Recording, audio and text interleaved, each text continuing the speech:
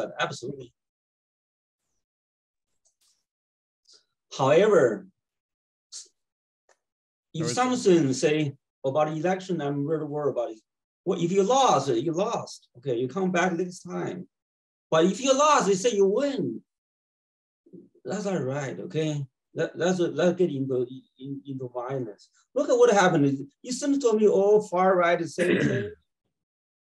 Brazil just had an election. You know, the president did not concede. And people started, you know, truck drivers basically try to shut down the economy. This is not how it works. Politicians. Okay, Sean, we haven't started the major discussion yet, but we'll get back to you. Garrett, we just started, you know, we're asking what draws you to the topic and your name and where you're from, and people are kind of jumping in. And of course, you can introduce yourself shortly. Yeah, I'll introduce myself once we get started in the main event, but would love to hear more about what draws people to to the topic. And Sean, I think you're talking about a lot of really important stuff, so I'm glad that you're passionate about it, and it's good to keep that passion and bring it to the voting box and share it with other people around you in your circles. That's the goal of this group, is to share good ideas and wisdom and knowledge with other people and talk about important topics. So yeah, Tino, go ahead. You draw me, Garrett. Thanks, Tino. Tino's a colleague of mine, so I drew him here. I invited him last minute, like in our meeting 45 minutes ago. So anyone else want to talk about what draws them to the topic of legalized bribery? Yeah, go ahead. Yeah, I'm interested in it just based off of like how our political system's set up. You know, like lobbying to me is the legalized bribery part. And I wonder how like the United States kind of sanctions that, you know, as our political system becomes more and more complex, and people become more divided.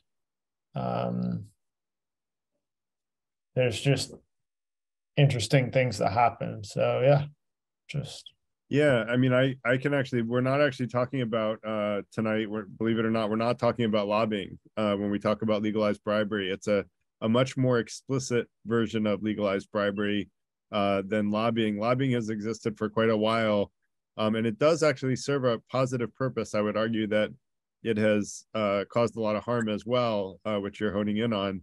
But the purpose of lobbying, just to give everybody the theoretical background, is that government doesn't generally know how laws are going to impact businesses.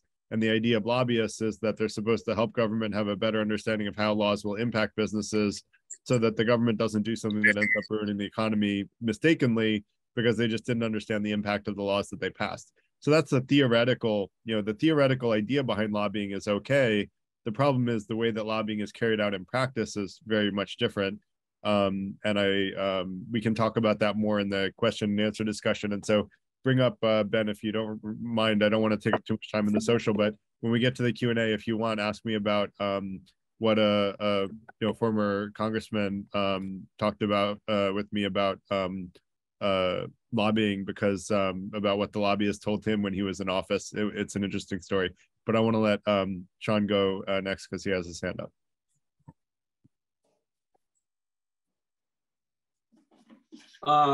First, I'd like to give you a definition. What is a legal bribery?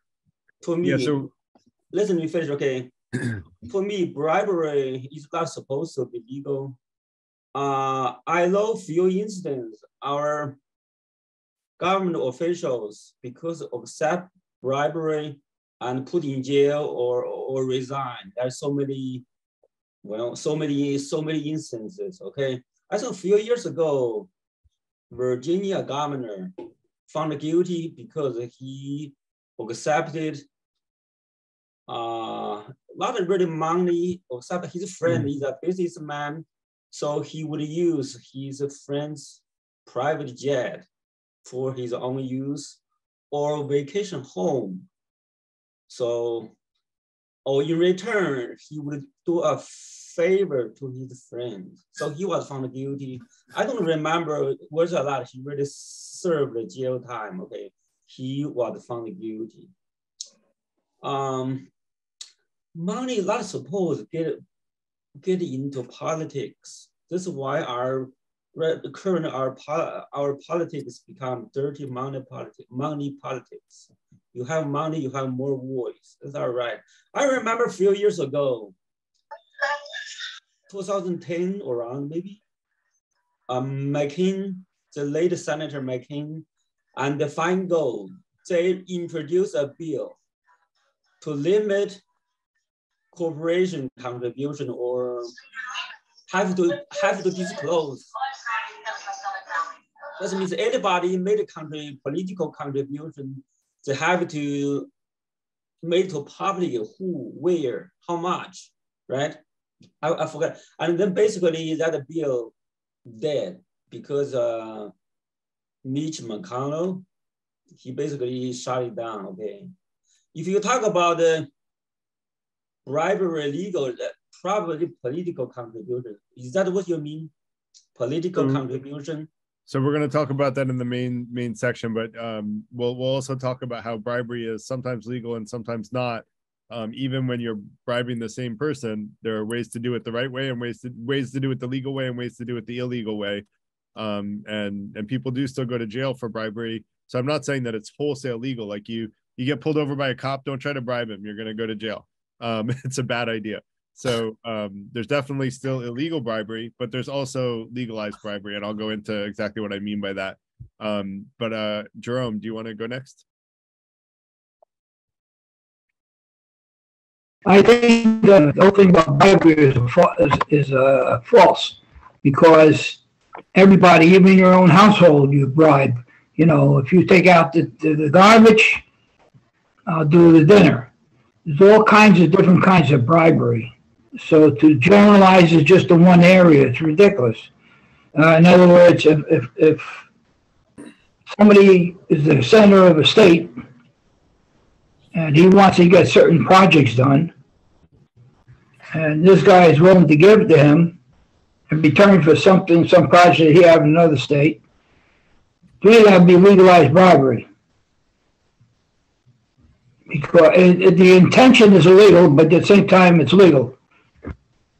So again, anyway, what we want to do is understand what draws people to the subject tonight, rather than making assertions about whether or not bribery should or should not be legal in this and that condition. Well, they brainwash people in the newspapers and everything else that it's only one set type.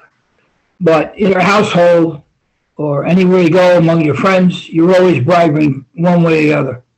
You may not call it that, but all right, well, a favor. They call it a favor. It's the same thing. So okay, that's why I'm a little confused. Yeah, we'll hear more about that soon. But we've got a few minutes left. Does anyone else want to say what drew them to the topic really quickly and Thank you. where they're from? Thank you, Jerome. The last time. I know we've got a lot of people coming in, so anybody's welcome to jump in and introduce themselves. Oh, you don't have to raise some hands up. Yeah, Courtney, do you want to go next? And Jerome, if you don't mind putting your hand back down, we'll go through the list. Good to see you, Courtney. Good to see you too, Garrett. Given the banter back and forth, my name's Courtney and I'm calling from Maryland. I didn't say that the first time, but given the banter back and forth, I'm glad that I joined in on this topic, because it is going to hinge around ethics quite a bit. I can see where this is going to hinge around ethics quite a bit. Definitely. So it's a lot about ethics, Courtney, and ethics is a complicated subject, but we should do another topic on just ethics in general. But whether or not it exists or not seems to be controversial, and so I'd like to lay that one to rest someday. But Kathy, why don't you go next? I'm joining because this has been a long issue with me. You know, basically the way our political parties exist today and our campaign system, bribery is legal. And so, I joined to discuss that because, basically, when you have you know, something like Citizens United, where people can donate huge amounts to a candidate, you know, they're basically buying their loyalty. Right. And that's bribery. Yep. And thanks, legal. Kathy. You honed in on the topic for tonight. It is about Citizens United and all of the Supreme Court cases that have followed it that actually broaden Citizens United quite a bit. Sean, did you want to go again quickly? Actually, let me let Ginny go first, if you don't mind, Sean, because Ginny hasn't spoken yet. Garrett, can you hear me? Yeah, go ahead. Oh, I was just wondering if you had a meeting last Tuesday. I don't know what happened, and you did have a meeting. We did. I wasn't able to make most of the beginning of it because I had a political event actually talking about the midterms through my alma mater. So I wasn't able to make the first, hour or so, a little bit more than that. But yeah, we did. I don't know. Something happened and I couldn't get in. It was very strange. Anyway, okay. Thank you. You know what happened, Ginny? The person that was hosting last week used a different link. And so I think it got posted as comments to the groups and not everybody saw that. So apologies for that, but that's probably what happened in terms of the logistics of that. I see. Okay, great. Thank you. Yeah, we'll try to be more organized. And if we have another link, Ellis, if you could try to take note, anytime that a guest speaker wants to use a different link, let's just include that in the initial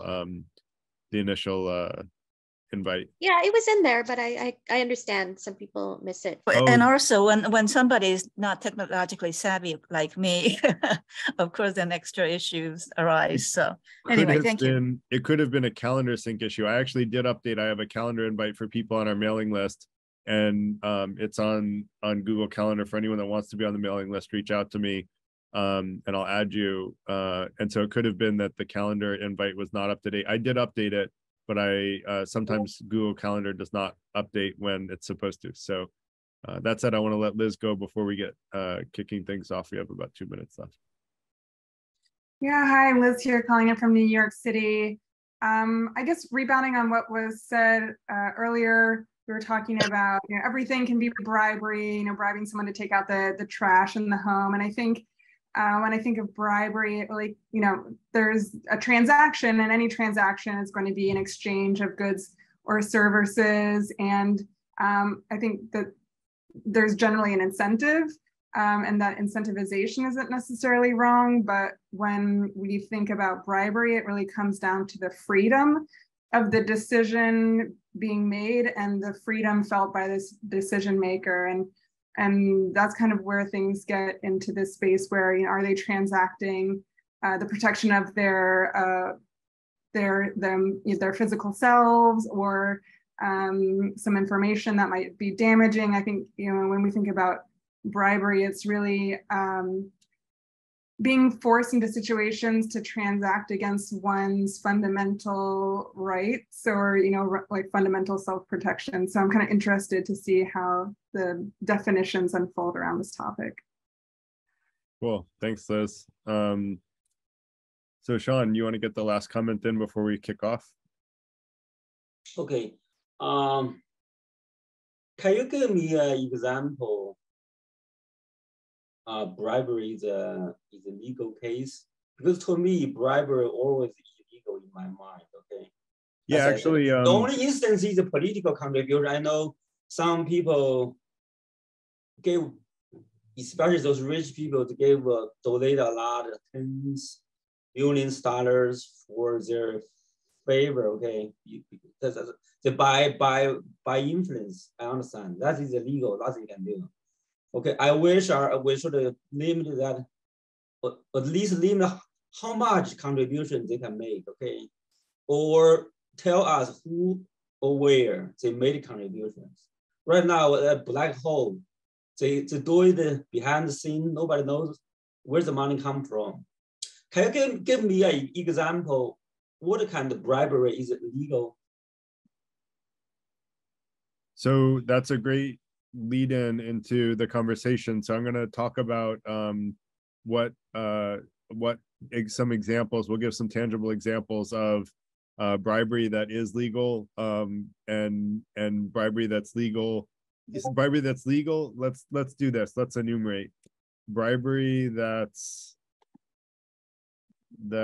legal and okay. Bribery that's legal and bad, bribery that's illegal and bad.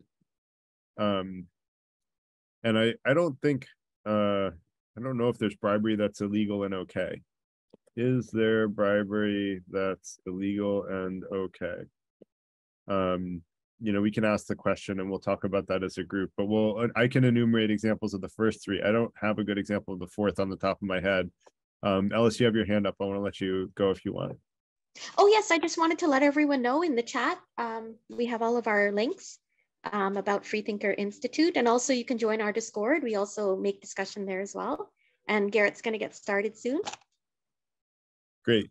So thanks, Ellis. So yeah. Oh, don't forget to put me as co-host, right? Oh, thank and you. Lock down whatever you have to do. Yes, Thanks. I did the lockdown. Thank you for reminding me though, because I didn't do it right away. I did it a little bit afterward, but I did get it before the trolls usually come to farm. So we're gonna go ahead and get started. So basically this event, just to give an introduction, this event is brought to you by the Freethinker Institute, which is a not-for-profit looking to support and empower personal and professional development for its members. And we're basically do free events every Tuesday evening to transform wisdom into practical application and help people discern fact from fiction and wisdom from folly.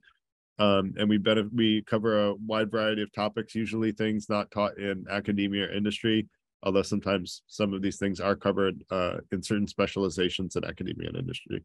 And then for myself, I'm an entrepreneur, a software inventor turned entrepreneur. My hobby is writing and discussing practical philosophy. And that's where I founded the Freethinker Institute and I'm the executive director of it. So I want to give a quick opening and I'm going to play a little video, which I think will be a good setting of the stage for what we're talking about. Actually, you know what, I'm gonna time it a little differently. I think the video will come a little bit better because of some of the pre-conversation. I think it'll be better to do the video afterwards. So but basically I want to basically say first, let's talk about the definition of bribery, right? And so I forget what his name, Jerome was right that you know, bribery is a broadly defined term. And let me share my screen just so that for anyone that's visually oriented like I am, sometimes it helps to have something on the screen to look at. And so I'll put the definition of bribery from dictionary.com. Hopefully no one's going to mind that I use dictionary.com. It's an easy source to access. So basically, where money or other valuable consideration is given or promised with a view to corrupting the behavior of a person, especially that person's performance as an athlete, public official, etc., is one definition. Another one is anything given or serving to persuade or induce. The children were given candy as a bribe to be good. So clearly, like bribing children with candy, you know, maybe you're giving them a cavity here and there, but clearly that probably shouldn't be illegal. And so we'll talk about that's an example of bribery that's legal and okay. Okay to bribe your kids to do some chores with a little bit of money and give them a little bit of candy if they do some chores. My kids do chores without the candy, but the next is, and so basically it's just giving something in exchange for something is essentially bribery in order to persuade someone. And then let's talk about an example of something that's legal and I would argue is bad, but in the conversation, people are welcome. And by the way, feel free to raise your hand if you have questions about clarifying like what I'm presenting during the presentation portion. But you can also, if you have anything that like is not a clarification on what I said, then let's wait for that until the discussion portion. And then we'll have like an open discussion about challenging the things that I'm presenting. But in the interest of people's feedback in the past, they want to like clearly understand whoever's presenting, and we do this for all presenters, is to let people present their ideas and just ask for clarification on what those ideas are. And then, and if it gets out of hand, we table all the questions until after the presentation. It's going to be a short presentation. So bribery that's legal and bad. So let's say you're in a court case, right? and you're in a court case where, you know, let's just take a really extreme example where your child was poisoned by water. You're from Flint, Michigan. Your child was poisoned by water and was killed because of corporate malfeasance, where the company knew that the water was poisoned and they just didn't care, and so they let your child die. And then you're in a lawsuit where you get a pro bono lawyer, because you can't afford a lawyer to sue a big company, but you get a pro bono lawyer to support you. You sue them, but then that company gives $10 million to the judge in order to get them to the next higher judgeship, and then the judge rules in their favor. Is there anyone, just out of curiosity, out of a raise of hands, is there anyone that wants to raise their hand and say, I think that kind of bribery is okay? Okay, so Ginny, why do you think that kind of bribery is okay?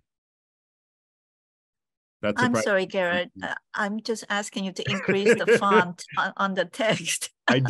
I did blow it up quite a bit, Jenny, but let me try to blow it up more. Oh, you did? I was going to say, I would be shocked. Oh, that's great. That's great. Thank you. From what I know of you, Johnny, I was like, I don't think Jenny thinks that that's okay. So does anyone want to raise their hand and try to make an argument that that kind of bribery is okay? No, I don't think any kind of bribery is okay, in my opinion. Well, bribing your kids to do something good with candy, I think that's okay, right? Right, Jenny? Like, I think we can agree that if you're, you know, bribing your kids with like giving them money for chores, like, I think that's okay. That's still technically bribery, but that's where I want to distinguish between bribery that's legal and okay versus bribery that's legal and not okay, quite frankly. Courtney, do you have a clarifying question, or do you want to try to argue that that's okay? So it's kind of a clarification. I mean, when you bring up the example of bribing your kids as being a good instance of bribery, right? Not saying that it's good, but saying that it's okay, meaning that it's an acceptable parental decision to do that. Not saying that you should raise your kids that way. Like, you may want to raise your kids with intrinsic, you know, motivation, which I would argue my kids do. And they, you know, my daughter cleaned up coffee grinds this morning without me asking. She just pulled out the vacuum. She's 5. She pulled out the vacuum and just started vacuuming. Like, wow, that's cool. You know, I was very proud of her at that moment, but not saying that it's good, but that it shouldn't be illegal, basically. So it's acceptable. So we're going to use a term like, we're going to say this type of bribery is acceptable, correct?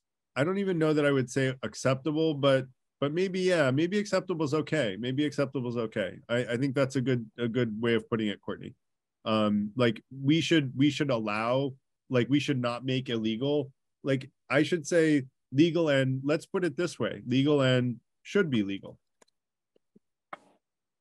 There's bribery that's legal and should not be. Let's keep it very simple and very to the point. It's legal and should be legal. You know, giving your kids candy to do chores, that should be legal. No one should make it illegal to give your kids candy to do chores, right? That would be a little bit of an over encroachment from government. But, you know, that judge thing, well, I don't think that should be legal, but it actually is. So anything else, Courtney, or should we go to Liz? No, I'm not going to try to dispute that. I don't think you should be able to bribe the law, but there's still very interesting topics about how you can. We will get into it. We will get into it in the discussion. Definitely. Just keep it to clarifying questions for now, everybody. So otherwise, I'm going to have to stop accepting questions, which we had to do another night when we started going off on lots of tangents. So Liz, go ahead. I guess one thing that just I want to clarify, just seems to be a difference between the comparison that we're making in these two situations between the kids and the bribe judge, because the judge in the situation is a third party. And so the person getting judged is not the person who's feeling the outcome, right? That person. We're not here to dissect the specific examples. We're just saying that it exists, that there's bribery that's legal and should be legal. And it also exists that there's bribery that that is legal and should not be legal. We just want to clarify that both of those things exist. I don't want to go into why one is okay and one is not okay yet. You can do that in the question portion, but that's not part of the presentation. Okay, then I'll hold this for later. Okay. Sorry, Liz. I just don't want to, like, we're already like 5 minutes on, like, I wanted to keep this very short as far as the presentation goes. And so really, I'm gonna not take questions unless like, and maybe I shouldn't take questions, to be honest. It would be better to just like spend 10 minutes. Garrett, maybe just continue presenting, Yeah. and then just Let me us just know. continue presenting and we'll take questions at the end. It's going to be short, guys. You'll have plenty of time to talk. We'll have an hour and a half for everyone to debate everything they want and bring up all the nuances and complexities. Plenty of time for that. So we gave an example of bribery that is legal and should not be legal, and I'll explain why it's legal and under what grounds it was made legal. Bribery that's illegal and bad, you know, so if you I think it was Jerome gave an example that if you give like $200,000 personally, like do a wire transfer of $200,000 to a politician directly to their bank account, and they do a favor for you, that is actually illegal. Now I'll give another more nuanced example later about how you can do pretty much exactly the same thing and make it legal. You just have to be a little bit less dumb. And I don't really want to create a training manual for people who want to do unethical things, but there are still people that do illegal and bad things, even though they could do the same thing legally and get away with it. And I find that interesting. But that's a little bit of what's it called?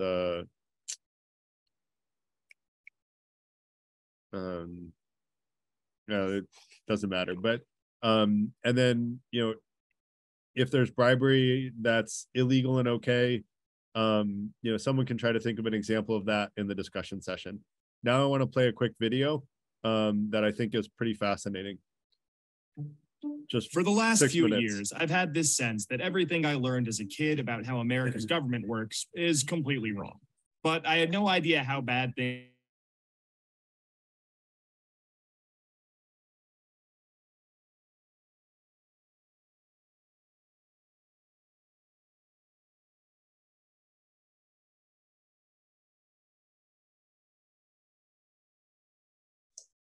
I can't hear Edison.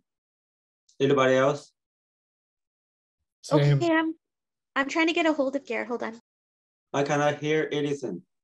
Neither can I.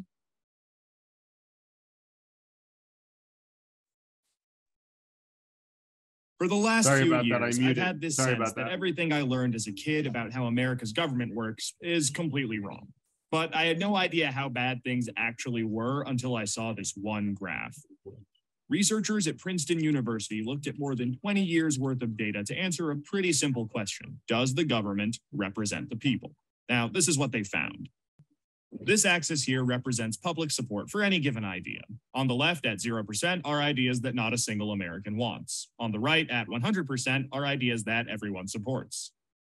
This axis represents the likelihood of Congress passing a law that reflects any of these ideas, from a 0 to a 100% chance. On this graph, an ideal republic would look like this. If 50% of the public supports an idea, there's a 50% chance of it becoming law. If 80% of us support something, there's an 80% chance. You get the idea. Now, most Americans would probably agree that with a few exceptions, we should be as close to this ideal as possible. Unfortunately, the way America actually works doesn't even come close. Take an idea that nobody supports, literally nobody, and it has about a 30% chance of becoming federal law. Now, take an incredibly popular idea, the most popular idea this country has ever seen, and there's also about a 30% chance of it becoming law. This means that the number of American voters for or against any idea has no impact on the likelihood that Congress will make it law. Put another way, and I'm just going to quote the Princeton study directly here, the preferences of the average American appear to have only a minuscule, near zero, statistically non-significant impact upon public policy. So if you've ever felt like your opinion doesn't matter and that the government doesn't really care what you think, well, you're right. But there's a catch. This flat line only accounts for the bottom 90% of income earners in America. Economic elites, business interests, people who can afford lobbyists, they get their own line. Look at how much closer their line is to the ideal. When they want something, the government is much more likely to do it. And when they don't, they have the power to completely block it from happening, no matter how much the rest of the country supports it. They get what they want, and guess who ends up paying for it? We pay for it with the most expensive healthcare in the world. We pay for it with a tax code that's a complete mess. We pay for it with internet that's slower and more expensive, with wasteful spending, a floundering education system, a catastrophic drug war, and 1 in 5 American children born into poverty. Almost every major issue we face as a nation can be traced back to this graph. How does this happen? Well, just follow the money. Right now, it's perfectly legal to buy political influence in America. Here's how it works. Let's say a big bank wants a law that would force taxpayers to bail them out again if they repeat the exact same reckless behavior that crashed the global economy in 2008. Not exactly the most popular idea with the public, and Congress knows that. That should be the end of it. But that's where the money comes in. It's perfectly legal for our bank to hire a team of lobbyists whose entire job is to make sure that the government gives the bank what it wants. Then those lobbyists can track down members of Congress who regulate banks and help raise a ton of money for their re-election campaigns. It's perfectly legal for those lobbyists to offer those same politicians million-dollar jobs at their lobbying firm. Then those lobbyists can literally write the language of this new bailout law themselves and hand it off to the politician they just buttered up with campaign money and lucrative job offers. And it's perfectly legal for those politicians to take the lobbyist written language and sneak it through Congress at the last second.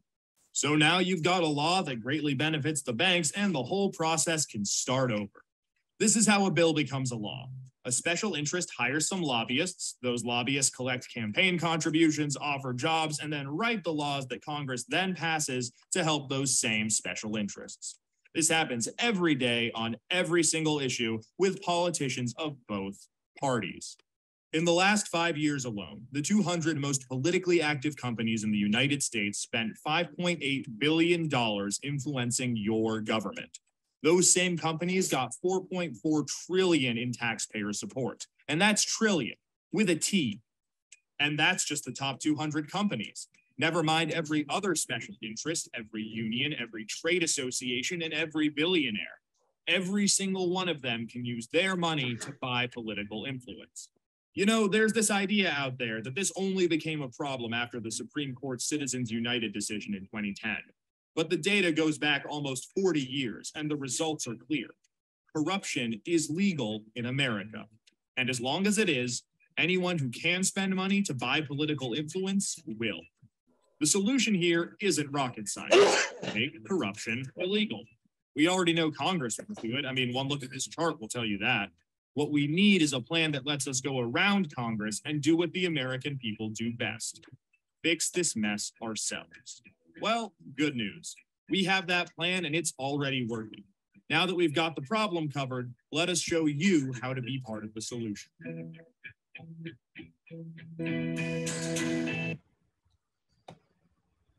So interesting, right?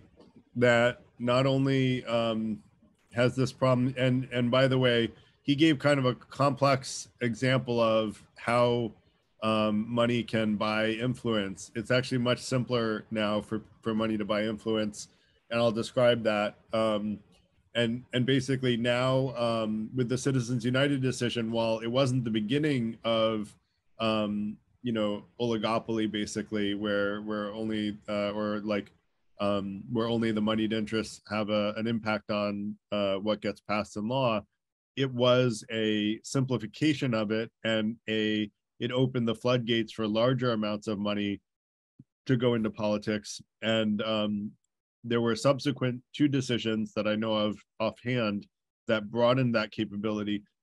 The original Citizens United decision, if I recall correctly, and if someone remembers otherwise, let me know and feel free to fact check me, but I'm pretty sure original Citizens United was only you could only give money to a super PAC that indirectly supported a politician, but the politician, and you could only do that as an individual, if I remember right, rather than as a corporation. But then there was a subsequent Supreme Court decision that said corporations can also do the same thing. And then there was a subsequent decision that said any money left over when the person is vying for that next political office or that next judgeship is allowed to be used for personal expenses by the person who received the money for their support. And so that basically more or less means that all you have to do to bribe someone is give them a lot of money to get them to another position of power, into a super PAC is what it's called. That legal structure allows you as an individual or as a company to give as much money as you want to any elected representative, like that judge that I mentioned in Flint, Michigan. That's not a real example, although it's a very realistic example. Although there might be a lot of bad press for something like that, the truth is the press hasn't been very good about telling us about the increase in money in politics ever since Citizens United Supreme Court decision was passed. So truth is, the way that the Supreme Court justifies this is very interesting and very, quite frankly, hypocritical.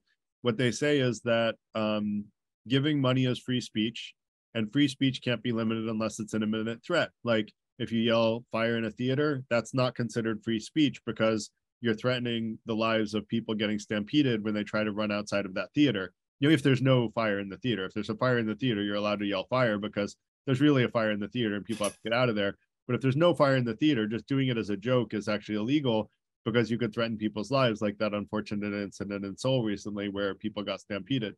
And so what they say is that free speech can't be limited because it's not can't be limited, and therefore giving money to any member of any branch of government, even your local politician, your local judge, any level of all three branches of government is a-okay. And it would be hard to understand why someone would make such a silly argument until you realize that the ACLU, which is a very powerful political lobby, but very pro-free speech, would probably have had the power to challenge this legally in a very significant way.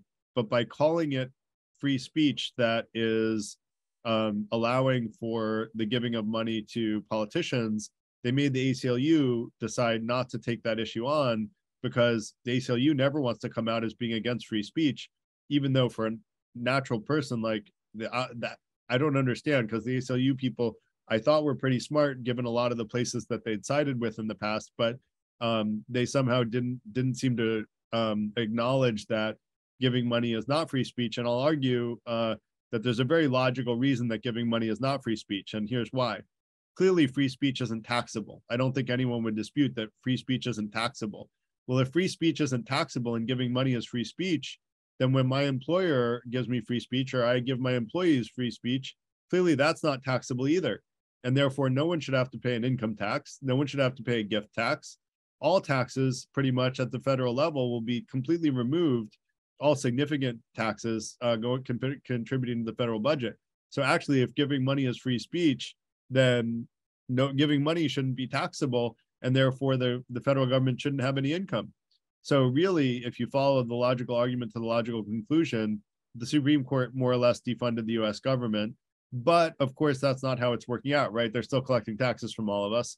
And so we've been living with this kind of cognitive dissonance of giving money as free speech, but I have to pay tax on the free speech that my employer gives me. I have to pay tax on the free speech that I give to my employees.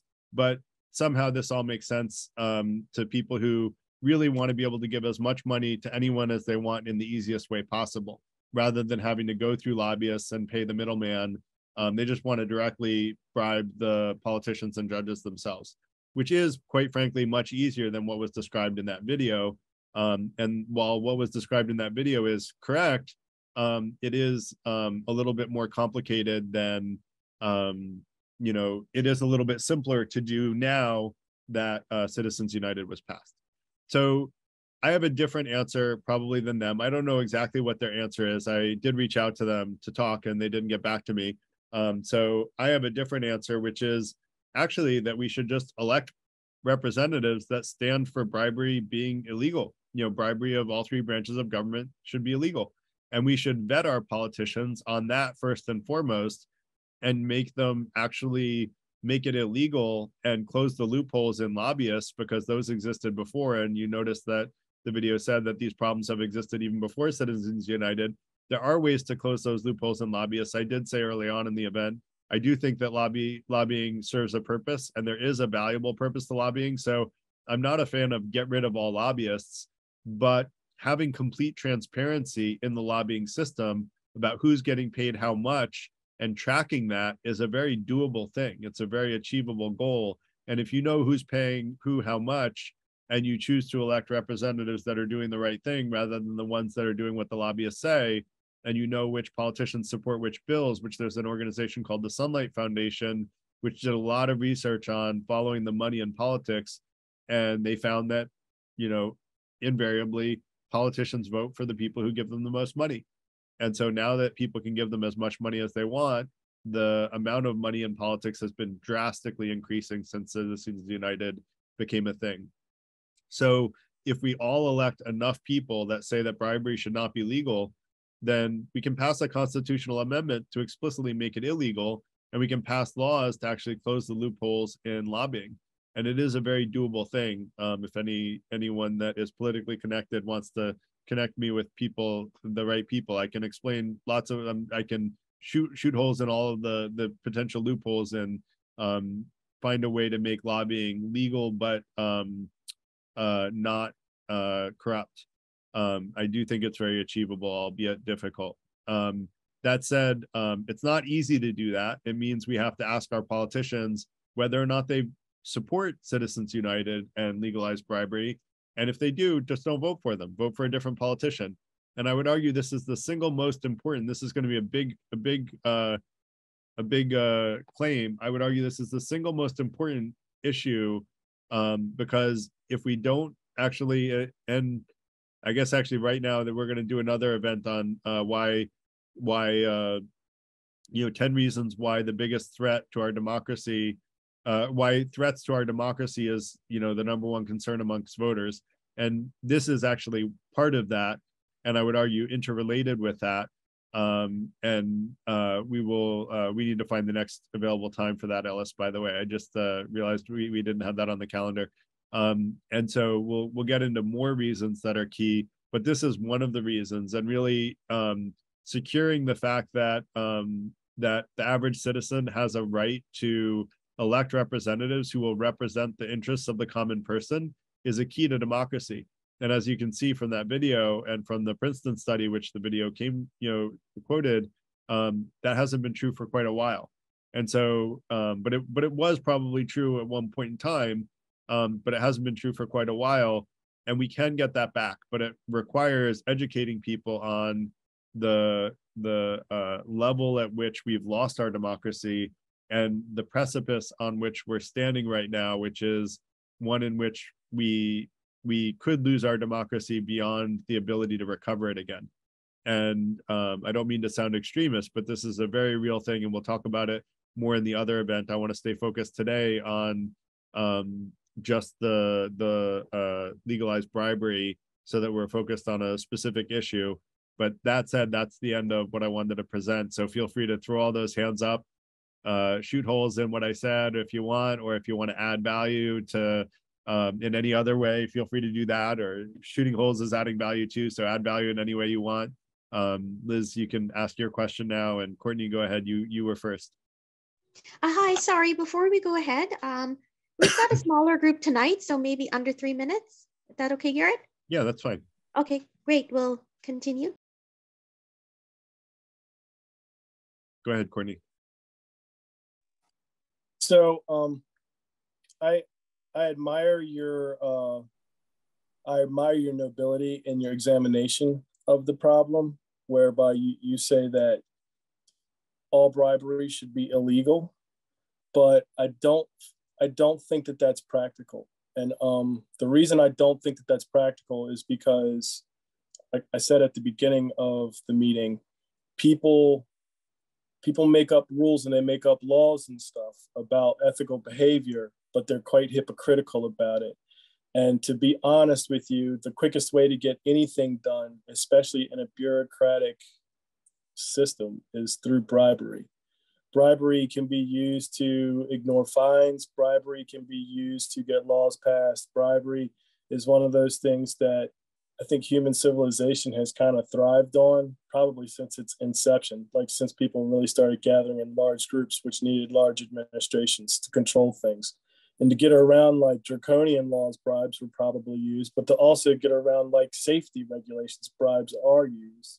So, I mean, to say that you can just make all bribery illegal, I don't think that's in any way doable. What I think you can do is you can make most forms of bribery, you know, transparent. Like you could offer services at a higher cost that might not be available to the average person. But if you made those services transparent so that people knew that those services were being offered, and you tax those services too. I don't know why people don't tax lobbyist money. I mean, they should tax it. Like if you lobby the government, especially when you're in a turnkey industry, like the financial industry, where they start off as a senator, they go work for a financial institution and then go back and, you know, help lobby. It should be taxed. That income should be taxed, and the money and like the money involved in that should be in some way taxed. But I don't think you'll ever really get rid of bribery. I think bribery is quintessential to human civilization. So what I would encourage you to do, and I'll try to Google this while we're going if I can, is look at the countries where bribery is acceptable. You know, Jamaica, you know, I knew someone from Jamaica a long time ago, and he said, oh, when you get pulled over by the police, you just bribe them. That's the expectation. They don't even want you to pay the ticket. They don't want you to take the ticket. They just want you to bribe them.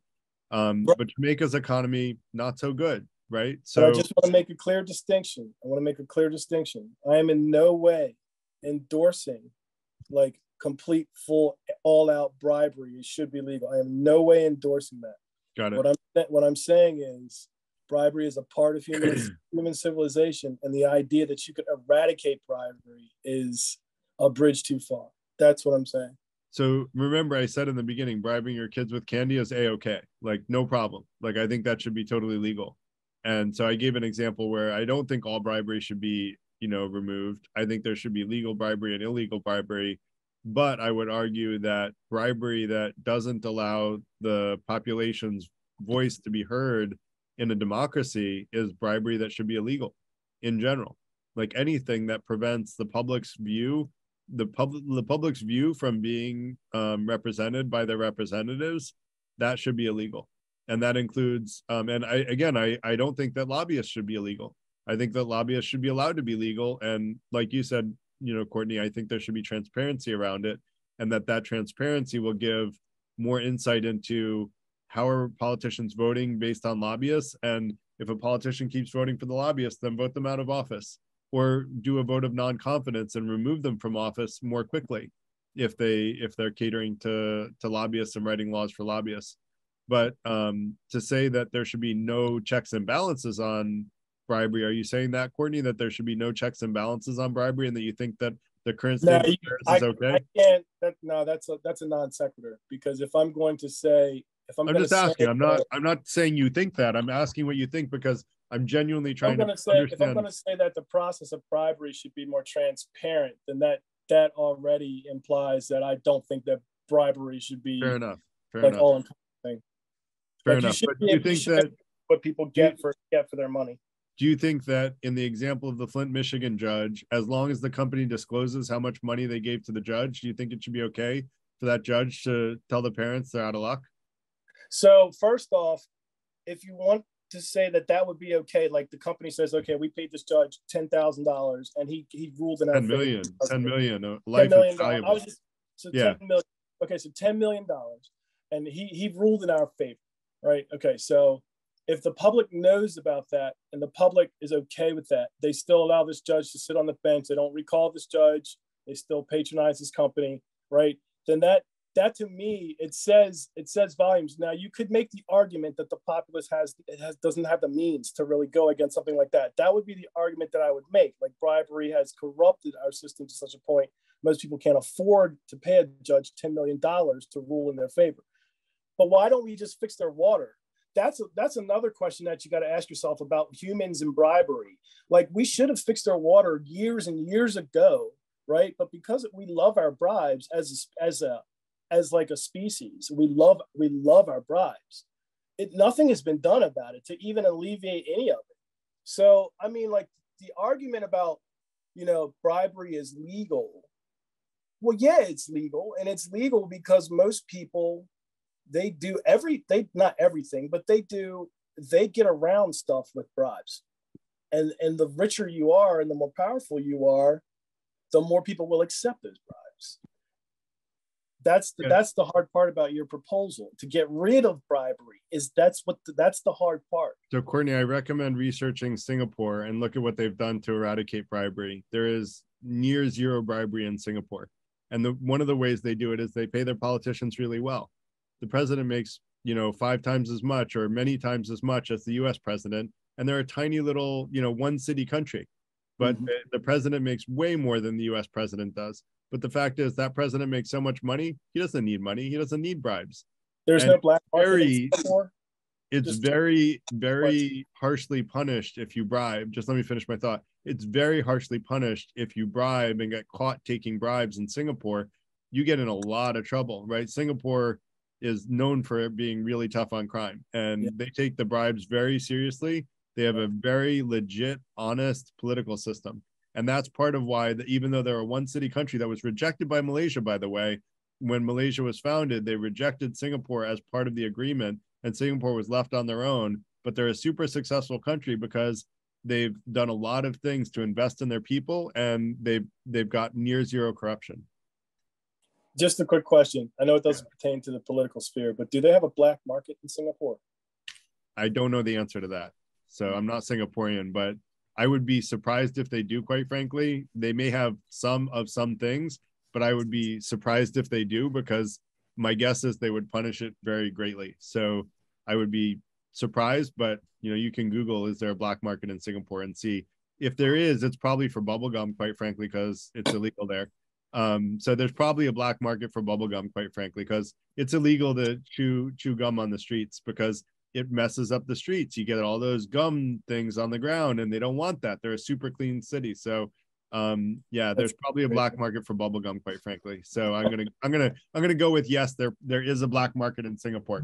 But you can Google it and confirm. So that said, let's let Liz go. Go ahead, Liz. Yeah, thank you for that talk. Actually, at the end of your talk, something else came up. I would love to address the 2 points.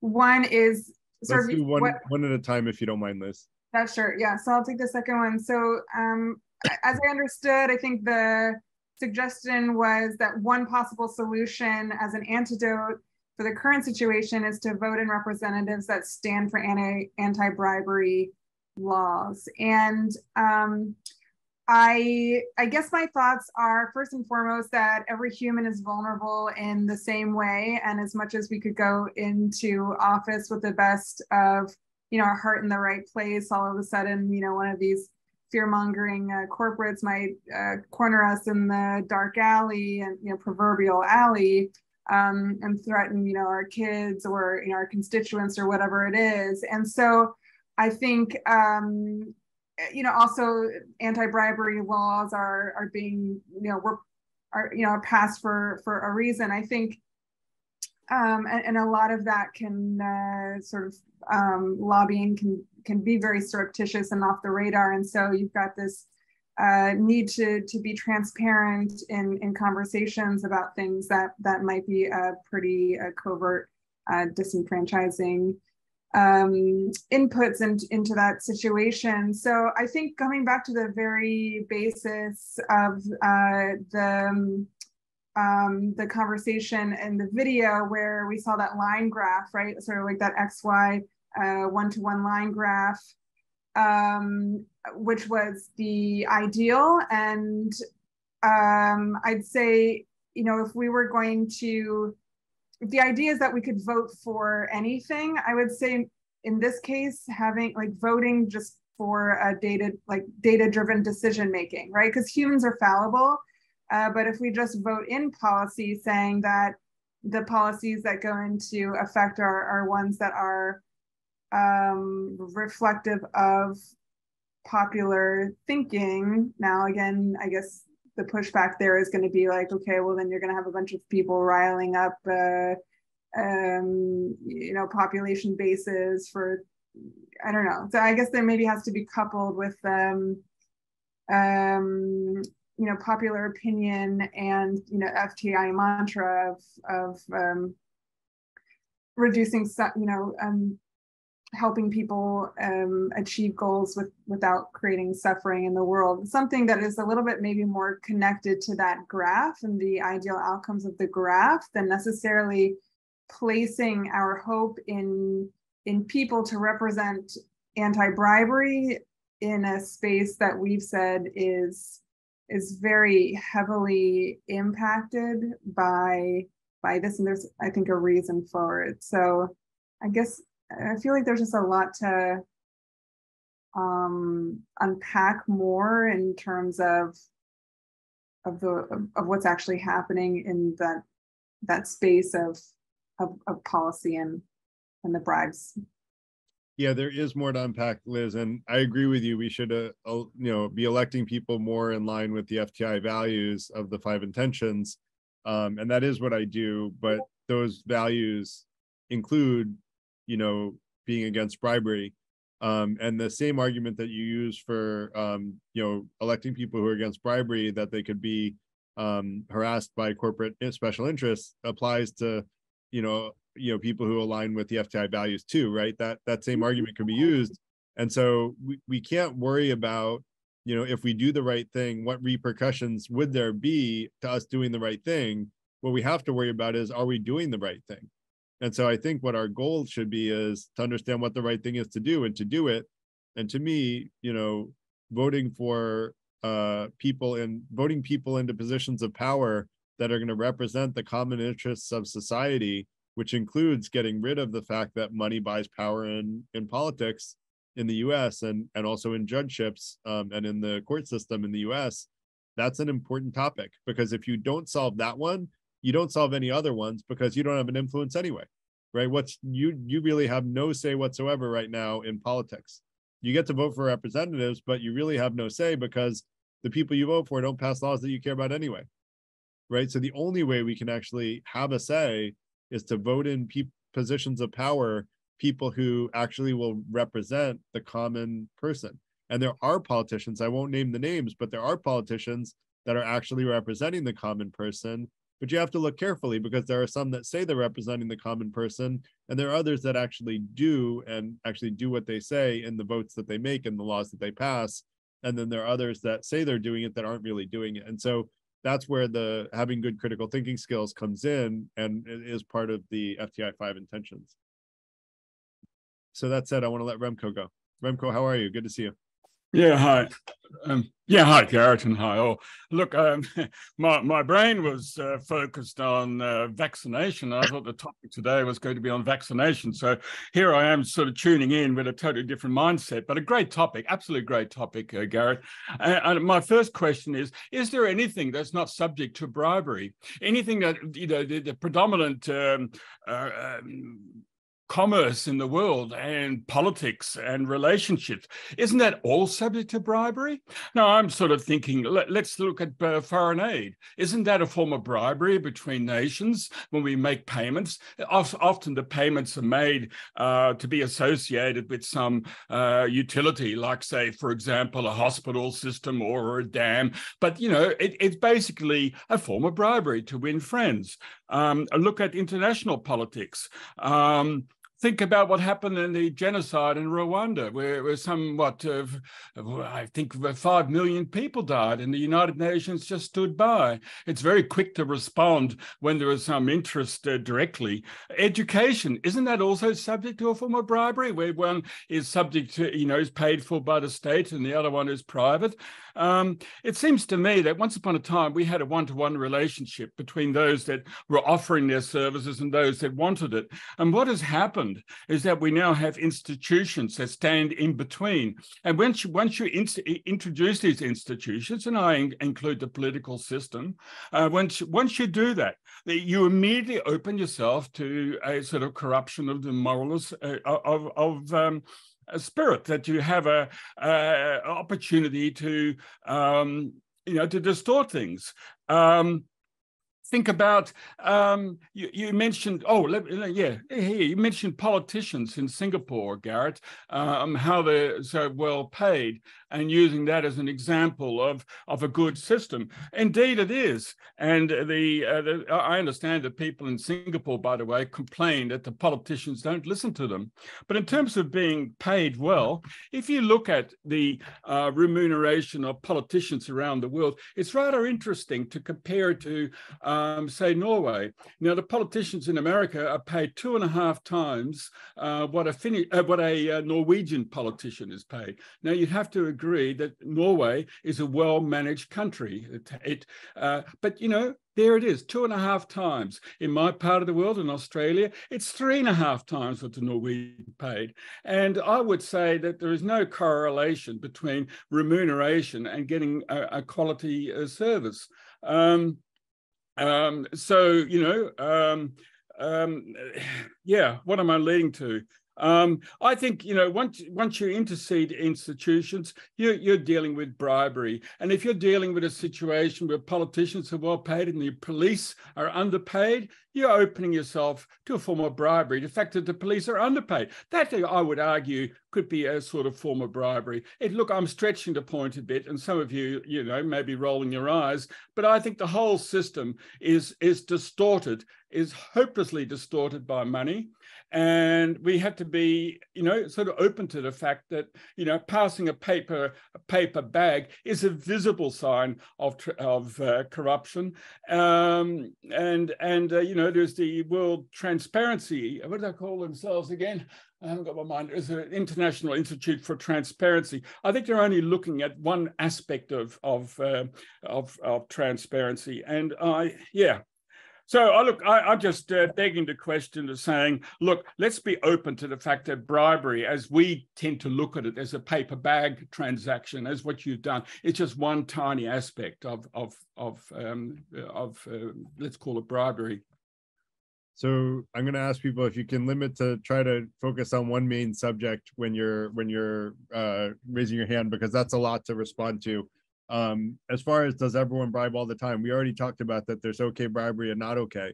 Remco, let me ask you, do you think that the judge in Flint, Michigan that I mentioned, should he be allowed to take that bribe and that should be a-okay and that's illegal and you would actually justify that? And would that be okay in Australia where you live? No, it certainly would not. No. So you would acknowledge that there's bribery that's actually should be illegal? I think I have problem making the division between bribery and non-bribery. I have a great problem with that. I seem to have a bit of an elastic mind here. Bribery is just influencing someone with any kind of remuneration. But yeah, we argued in the beginning, I argued that there's okay bribery and there's not okay bribery. And what I would argue is when you take a public servant and you bribe them to do your will because you're a moneyed person, and you take power away from the electorate because someone in a position of power as an elected representative is doing your bidding as someone with money instead of the bidding of the population that they were elected to represent, that is not okay bribery. And same thing with a judge who is put there to rule based on the law. The judge is there to rule based on the law, not to rule on who gives them the most money. If all you needed was money to get off from crimes, then we would have no legal system, right? That would be, you know, why even bother having a legal system? Just have a bribery system. You know, two people get into a dispute, who pays more money to the government, and then that person wins. Don't even have a case. Don't even have a lawsuit. Don't even have lawyers, nothing. Just who pays the most money wins. Why not cut out the middleman, Remco? So I don't think you would agree that that's the answer. So I think you would agree that sometimes bribery is wrong. Yeah, I think I'm just begging the thought that we need to be open-minded about what exactly bribery is, and even paying your politicians as highly as you do, in contrast to Europe, where it's a privilege to serve, is a form of bribery. You know, you're ossifying and making people vulnerable to being seduced, and I think even paying a tip. You know, in America, tipping is very common. In my country, it doesn't happen barely. Is tipping bribery? Bribery, but paying a politician a lot of money actually reduces the politician's need to accept bribes because they have everything they want in life anyway. So they have no need to accept bribes. So they more often take the moral high road. As for your argument that there's no relationship between payment and quality service, I mean, I don't know, like that's a bold statement. You know, that's a very bold statement that, you know, money doesn't help people perform better. If that were the case, why do some jobs get paid much more than other jobs? You know, and why do some jobs generate more? You know, you're basically saying no one should be paid more than anyone else. We should all get the same salary, no matter what job we do, no matter what quality of work we do. Okay, because that, I mean, when you say that money, money doesn't, you know, there's no relationship between money and quality of service. And I guess one other issue you said is that, and I have a feeling we had a lot of misunderstandings, Remco. So I apologize if I misunderstood you. I'm trying to like shoot holes in your argument because I don't think you think what I thought you thought, and that's why I'm doing that. And the last one is, while police are underpaid in the US, try bribing one. You won't end up with a happy result. They are underpaid in the US. I'll tell you that. Police are underpaid. They do a very good job and they are in a very dangerous job, but they're very underpaid, but they will not take bribes. Yeah, one comment only. I have a graph which shows politicians' remuneration compared to trust in politics, and they're going in opposite directions. Okay? They're going in opposite directions. I would like to see that graph. The most trusted. I would like to see that graph and the data on which it's based. Because I will tell you that the approval rating for Congress is lower than the approval rating of polygamy.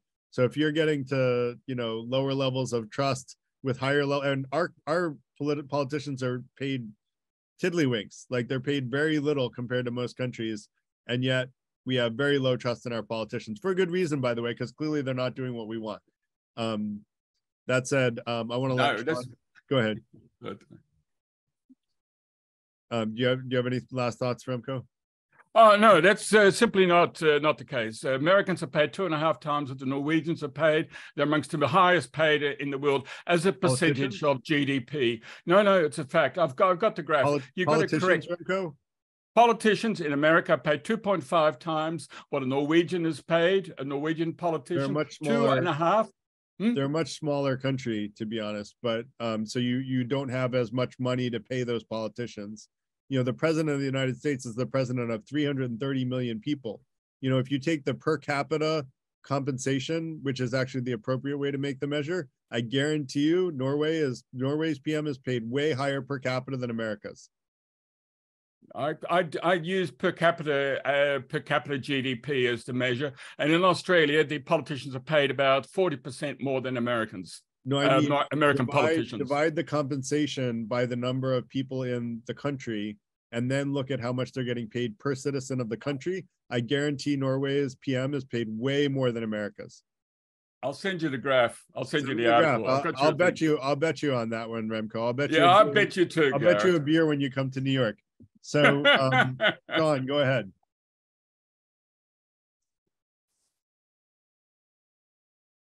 I think any form of bribery should be illegal. Okay, we just use that example. Say, pay a judge for $1 million or $10 million in a case that absolutely illegal. Okay, it should be. You think it is illegal, or you think it should be illegal? Should not legal. Let me use it. Should not be legal because sometimes it's legal, illegal get very confusing. Okay, right. Should not legal. Okay, absolutely not. Right. I would say any form of payment to government officials, politicians, should not legal. Okay. Right now we have a special case as a campaign contribution. That's basically is a open bribery. Okay, the difference is for campaign contribution, the money you give the politician, he or she can only use the money for campaign. They're not supposed to use as a personal use. You cannot say use money, buy a house, buy a car, take a vacation. I think a few 30 politicians, you know, break the law and then got into trouble because they use money for that purpose. So in that, if you think that type of contribution as a bribery, I would say sometimes it's okay. Give you example, say environmentalists, they want to pass a law to protect our environment. So they may make a contribution to politicians who are going to win election. Well, if you want your voice, right, you have someone to represent you. Then you have to make a certain contribution to that person to win election. Of course, this is also there should be a limit there, to be honest. Okay, you cannot say maybe how much corporation or person, the individual can contribute. Okay, and also the dark money is supposed. So we should get rid of dark money. That means any contribution made to politician without know who did it, where the money come from, that should not legal. This is why our politics or our system is so corrupt. This is a big thing. Okay. Yeah, thanks, Sean. And I agree that, to me, paying government officials, other than their salaries, which are paid by the government to the government official, any other form should be illegal to me. As far as campaign contributions not being able to be used for personal contributions, you're right. However, the interesting part, and actually, like, campaign contributions over $5,000, individual campaign contributions over $5,000, I forget the exact number, it's around 5,000, are actually illegal. But if you just give to a super PAC that supports the politician, not only is it legal and you can give as much money as you want, but they can use it for personal purposes after the election is over anyway. So actually, you have to be really dumb to be getting in jail for this stuff, but people still go to jail for it. They give personal campaign contributions of $20,000, and like, cool, I'm glad those people go to jail because they're unethical and they should go to jail. But the fact that you could do the same thing and not go to jail, and yet you can do pretty much exactly the same thing in a different way and go to jail, acknowledges that this is the wrong thing to do, but we've just created a really easy loophole for people to exploit to get what they want based on money. And so, yeah, I do think campaign contributions is complicated. I think if they're limited, there might be a place for them, but that's a debate for another day. There's also a case to be made that you should get a minimum number of support from your constituency, and then you get a public war chest to spend. But there's also something to be said that people vote with their wallets, and if your campaign contributions are minimal, the more you contribute to a candidate, the more you like them, and the more you're essentially voting for them with your wallet. So I can see both sides there, but for me, the legalized bribery and politics is generally bad. So Kathy, go ahead. Yeah, first of all, the political contributions. One of the main things they spend those contributions on is airtime. And in Europe, from what I understand, from what I've read, they either limit or totally get rid of airtime for a politician, or it is provided by the state. And that's how I think it should be here. Because if you've ever watched a campaign commercial, I'm sorry, they are useless. They make me want to shoot the TV. And they cost lots of money. They could get better exposure and more transparent exposure by actually going to town halls in communities and finding out what the people really want. But they don't do that. Instead, they just, oh yeah, the other candidate's a piece of crap, And that promotes, and the fact that, that I do not have the same advantage as, say, the Koch brothers in funding a campaign means that probably anything I want will never happen. But anything that, a person that can contribute to a super PAC wants will be. It's very selective. I mean, I could go on about other things too, but I don't want to digress. But you made some great points, Kathy, and you're right. Like that, and that's essentially what the video said, is that if you're in the top 10% of earners, then you actually do have somewhat of a voice, because you're part of the population that as the popularity goes up, the chances of passing laws does go up, for the top 10% of earners. But why should we ignore 90% of the population? That doesn't seem fair to me. And that's part of the Free Thinker Institute, values and 5 intentions is, to be the best version of ourselves, seek truth, and be fair. And it immediately violates the first intention by not being fair. So I agree with you, Kathy. And I think that Europe has overall a lot of better solutions. I was talking to someone from Germany about this, and they said, what, I don't think we have any campaign finance laws.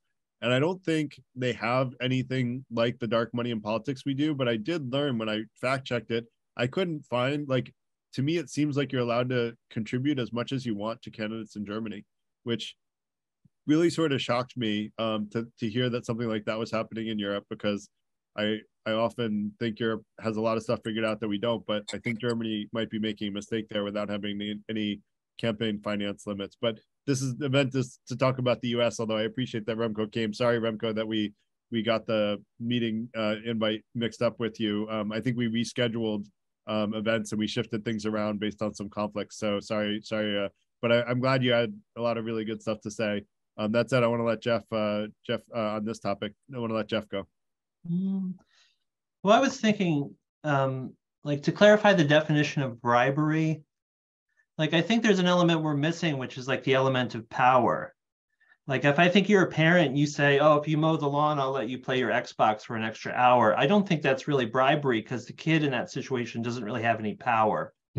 The kid can't say, oh, I'm leaving this and I'm going to go to another family.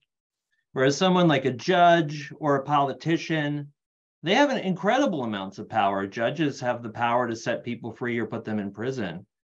Politicians have the power to do things that'll deeply affect people's lives and may even cost lives. So I think any definition of bribery has to include that element of power. And I guess I would also question, I understand the remedy of electing people who refuse to take bribes or anti-bribery. But I think, we've seen that in practice, that, you can get into politics with all the best of intentions, but we've seen people change. I know we don't like to do specific call-outs, but, the Democratic senator from Arizona, this past spring, when the Democrats were trying to pass their big bill, they were arguing about eliminating the private equity loophole. And this senator was the main person fighting for that loophole, while also taking millions of dollars from private equity firms. And this was also the same senator that in 2004 organized some of the largest protests against the Iraq War.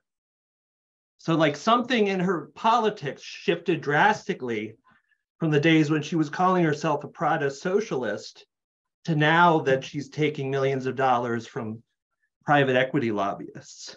And I wonder, I like to think I'm a person of character, but we put people in a situation where they say, well, the lobbyist says, Garrett, if you're a senator and I'm a lobbyist, I say, I can give my money to you, or I can give my money to your opponent. It's your choice.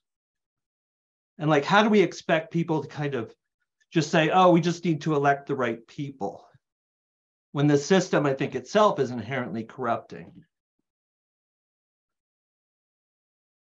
Yeah, so you honed in on actually what Liz was talking about earlier, I think, and I want to try to hone in on that a little bit, but I want to tell the story that I was alluding to earlier.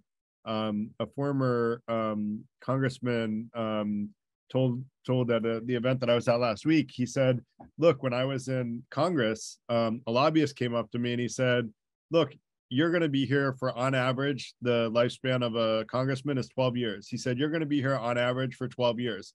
I'm going to be here, the lobbyist, for over 40 years. And so, if you, and what he was saying this for is for limiting terms. A lot of people are fans of limiting terms. And I used to be too, until this guy said this. And I was like, oh my God, that's a great point. Because then you have new people in Congress all the time and then they're trying to learn the ropes, and really the ones that know the ropes and are teaching them are the lobbyists. And now you're giving more power to the lobbyists rather than to the representatives aimed at representing us.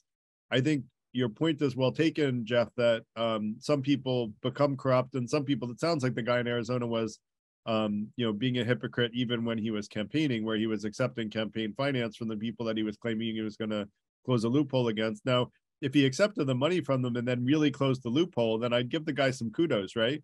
But I have a feeling that's not how that played out. The point of power, I guess I would say that it's a slightly more nuanced issue, and I'm going to try to keep pointing in on it. I don't know if I've got it yet, than just being in a position of power over another person, because I, as a parent, think I am in a position of power over my kids, but I still don't think it's so bad to bribe them. But it's because I'm not doing harm to my kids by bribing them. I'm actually bribing them for their own benefit. It's when you're in a position of power and you use that position of power based on a bribe to cause harm to a subset of the population, that isn't actually in the best interest of the overall population, that I would argue that bribery is bad. So if I were to create a general rule, that's what I've got right now, although people are welcome to shoot holes in that and we can keep massaging it into something that's better. But that said, I want to let Courtney go. So thanks, Jeff. Great comments. Yeah, that was pretty good, Jeff. Like it's you brought that point about power is really it's a really good point, because honestly, the people who get bribes are the people who have power, right? If you break that down, like in a dichotomy between the relationship of the person giving the bribe, the person who's getting the bribe. The person who's getting the bribe has the power. The person who's giving the bribe hopes to get a little bit of that power or go around that power. And I think as long as we give people power, you made another good point, which is how do we expect people to turn down these bribes when the ultimatum is you can accept the money or your opponent will take it, I'm sure. You know what I mean? Like that kind of system is definitely set up for failure. And Garrett, I had two contentions with two things you said to Remco. One, you said, if we paid our politicians enough money, they would have enough money and they would be content and they wouldn't need any more money. Well, you can argue that we don't pay our politicians enough money, but I think $400,000 a year plus a $100,000 travel expense account and $50,000 for other expenses. It's plenty of money, right? but these people are millionaires on average. And then you have to look at the underlying, hierarchy, which puts these people into these offices in the first place. Like this isn't like, I know we all like our Horatio Algier story, but in reality, these are the elites of our society, and they rub shoulders with some of the most powerful people in the country. That's how they get in these positions. They're rich in the first place. They always want more. So I take contention with you saying that.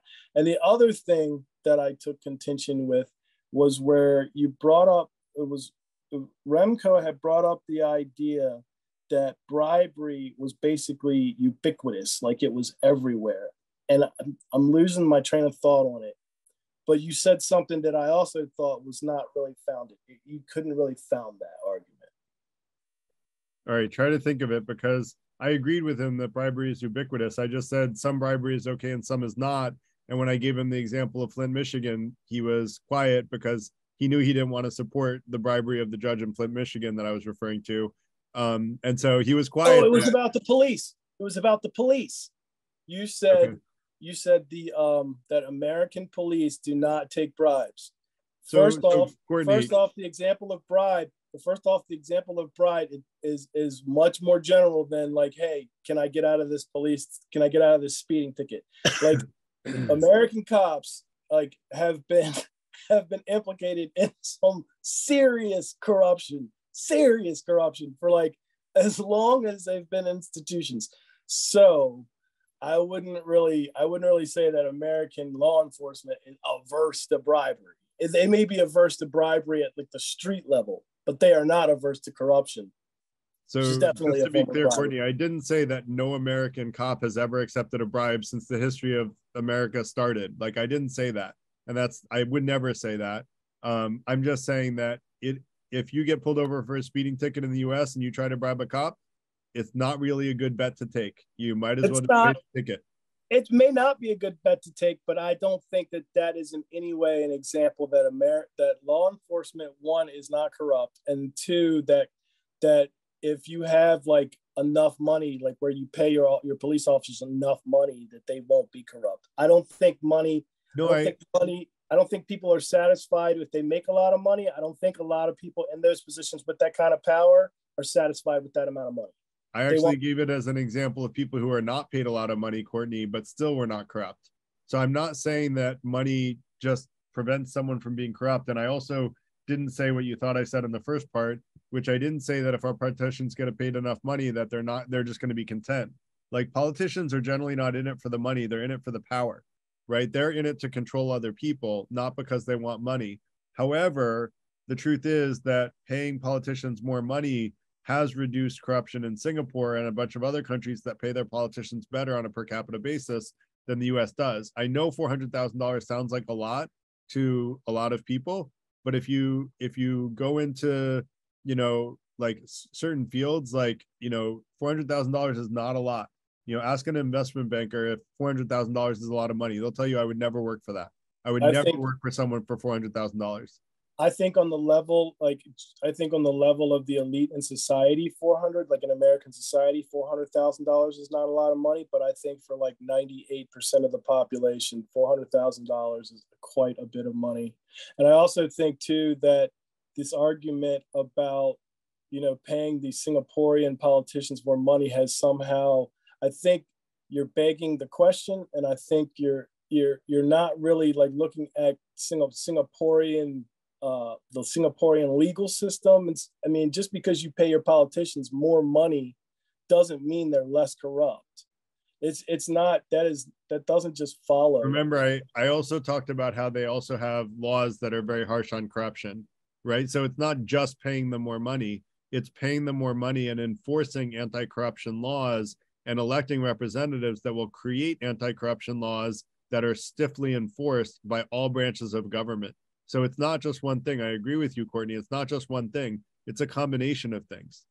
And if we don't do any of them, well, we're very unlikely to be successful. If we decide we're going to legalize corruption at all levels of government, including the example of the judge who decided to get off with murder, the company who decided to kill some small town country farm kid, like, because they didn't consider his life valuable as the amount of money it would have cost them to clean up the water.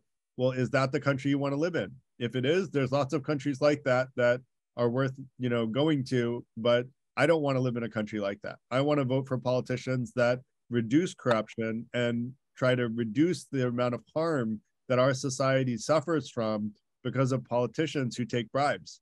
I don't want to live in a country where bribes and money rule. And I do very well for myself, Courtney. I am in the top 10% of earners, but, so I guess I'm one of the people that has an influence. But, that said, that doesn't mean that I'm content because I'm in the top 10% of earners. I want to fight for everybody to have a voice, because everybody deserves to have a voice in a democracy. And so I think it's really important to keep that in mind, that what we're talking about here is, does everybody have a voice or not? Do you want everybody to have a voice or not? That said, I want to let Ocean go. Looking forward to this one, Ocean. How are you? Good to see you. Hey, nice to see you, my friend. Can you hear me? Yep, go ahead. Yeah, okay. I checked out the YouTube link you put, but it was interesting, but nothing new, but interesting. But it stopped as soon as this guy said, "So we have a solution to solve the problem." Then the clip ends, and that made me feel a little suspicious.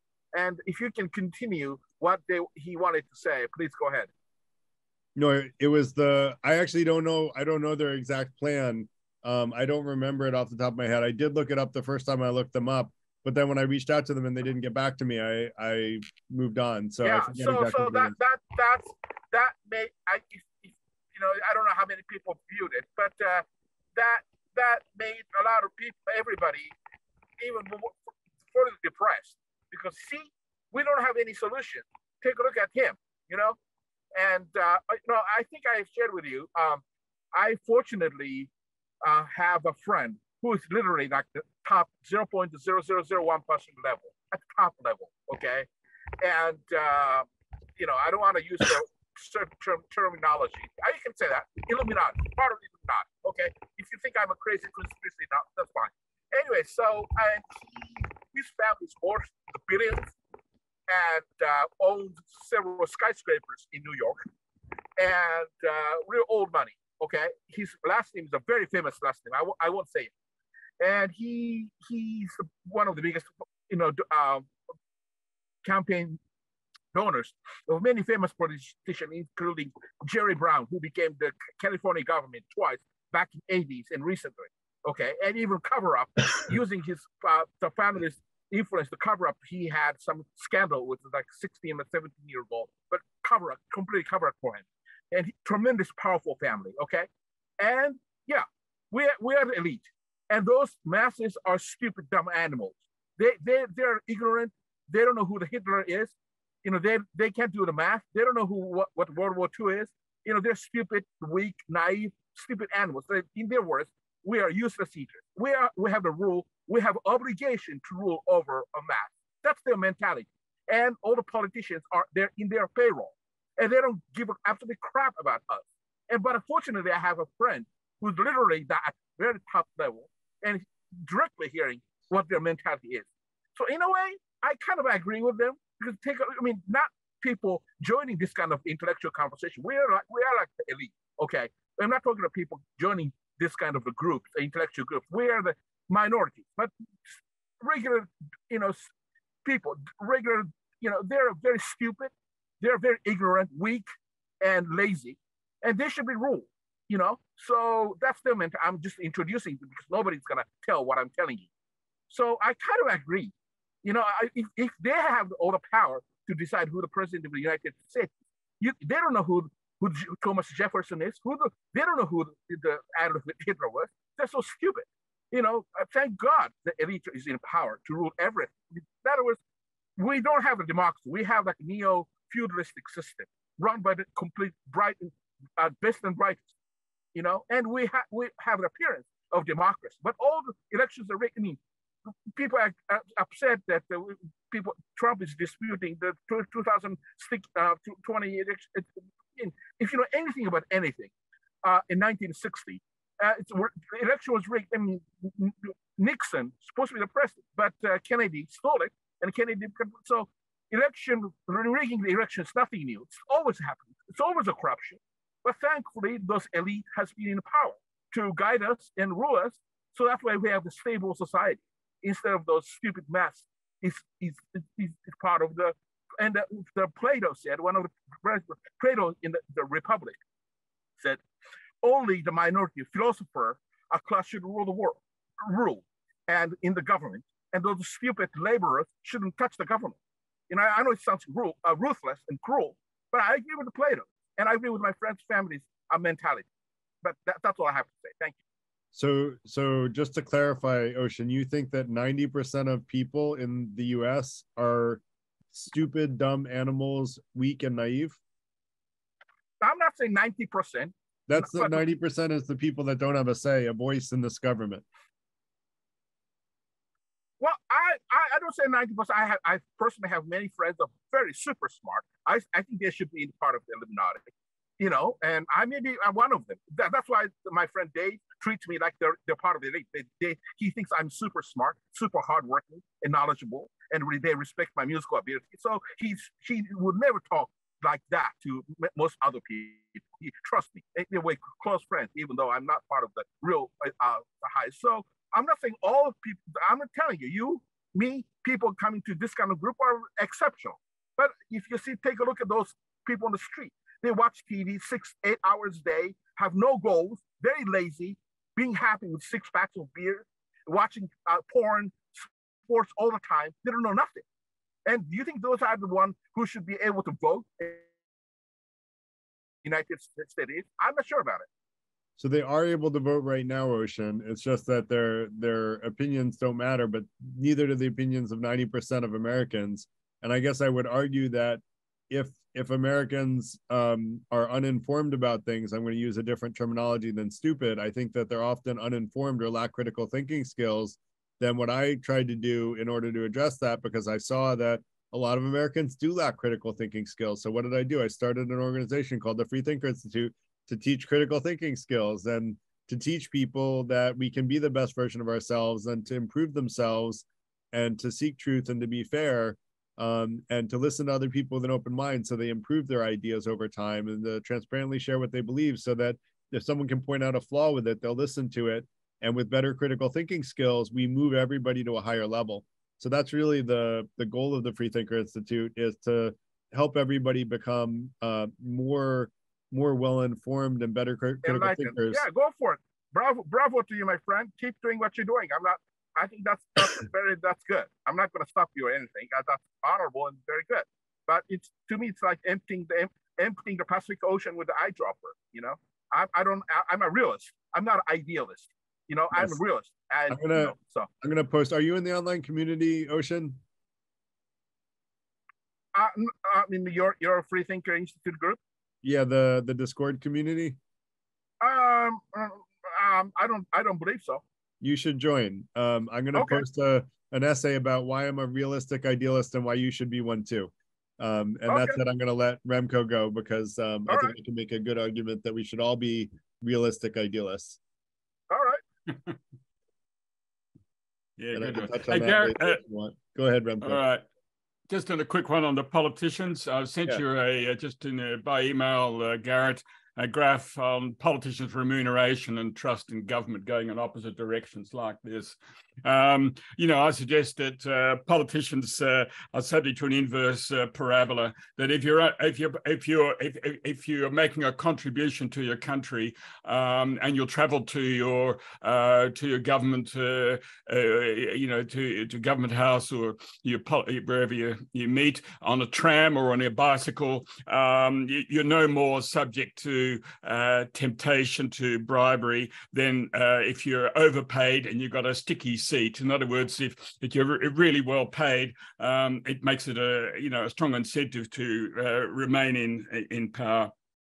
But, what I'm trying to say ultimately is, how about bribery is just a tip of the iceberg, Garrett? We're dealing with just a tiny, tiny tip of the iceberg. Consider the Pandora Papers. Remember the disclosure by, the discovery by these journalists about the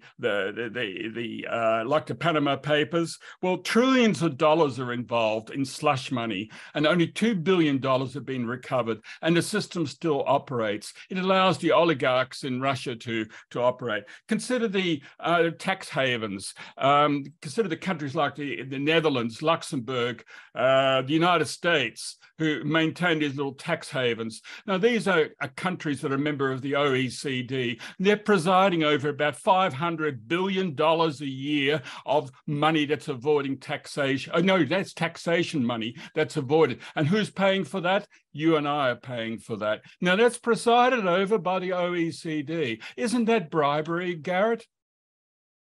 Isn't that a form of bribery? Or if you like, you could put another title on it to call it corruption.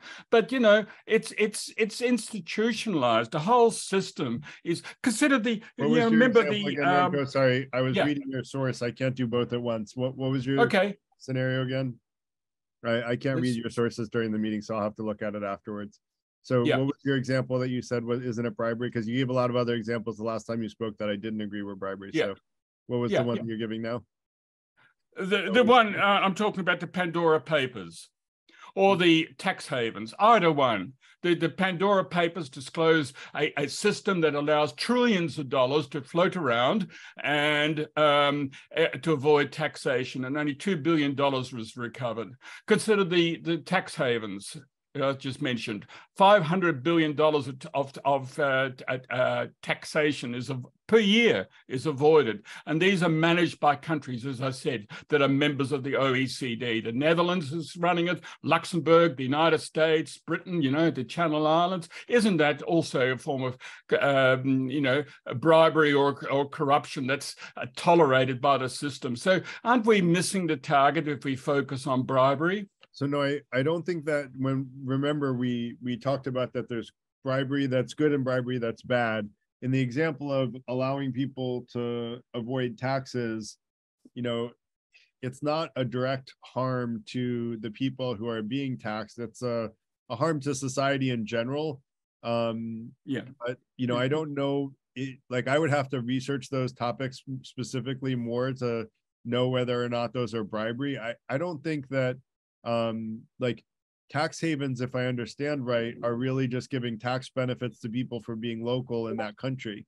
So that's not bribery. It's actually, like bribery is when you remember, and it is like, okay, in the term of giving your kids candy, it's bribery, but we said there's bribery that's okay and bribery that's not.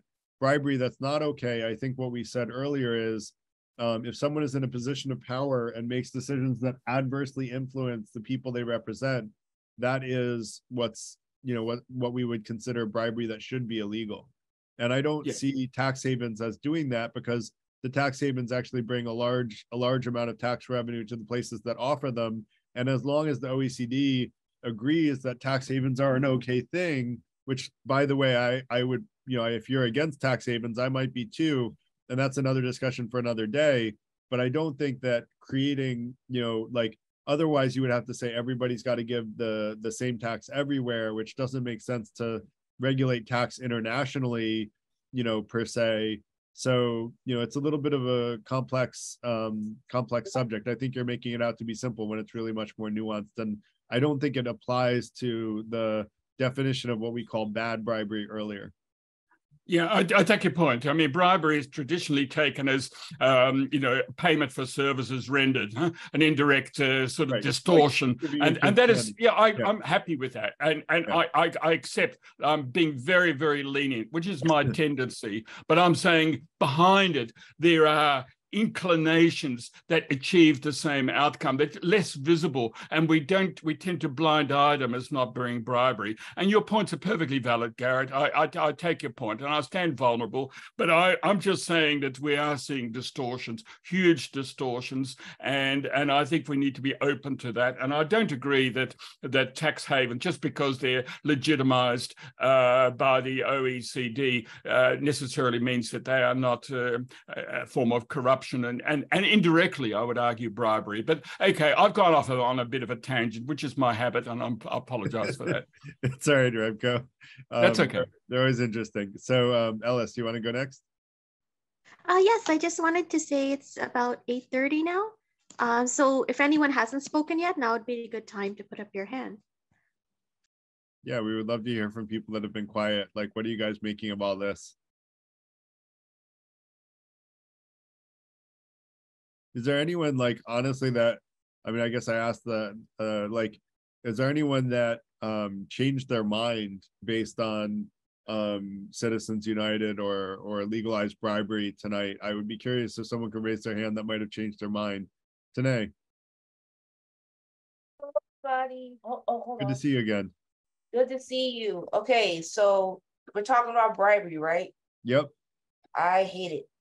I cannot stand bribery, you know, but in politics, I'm not really surprised, because we've been hearing like for years and years how this country has been ran. And it's just like, what else is new? But should bribery be legal? No, I don't think so. Because if bribery is going to be legal in our ways of government and politics, is going to pretty much be legal in every aspect of what we do in our daily lives. And that's dealing with, you know, how we deal with entertainment and what sport, like athletics, like sports, football, all that stuff like that.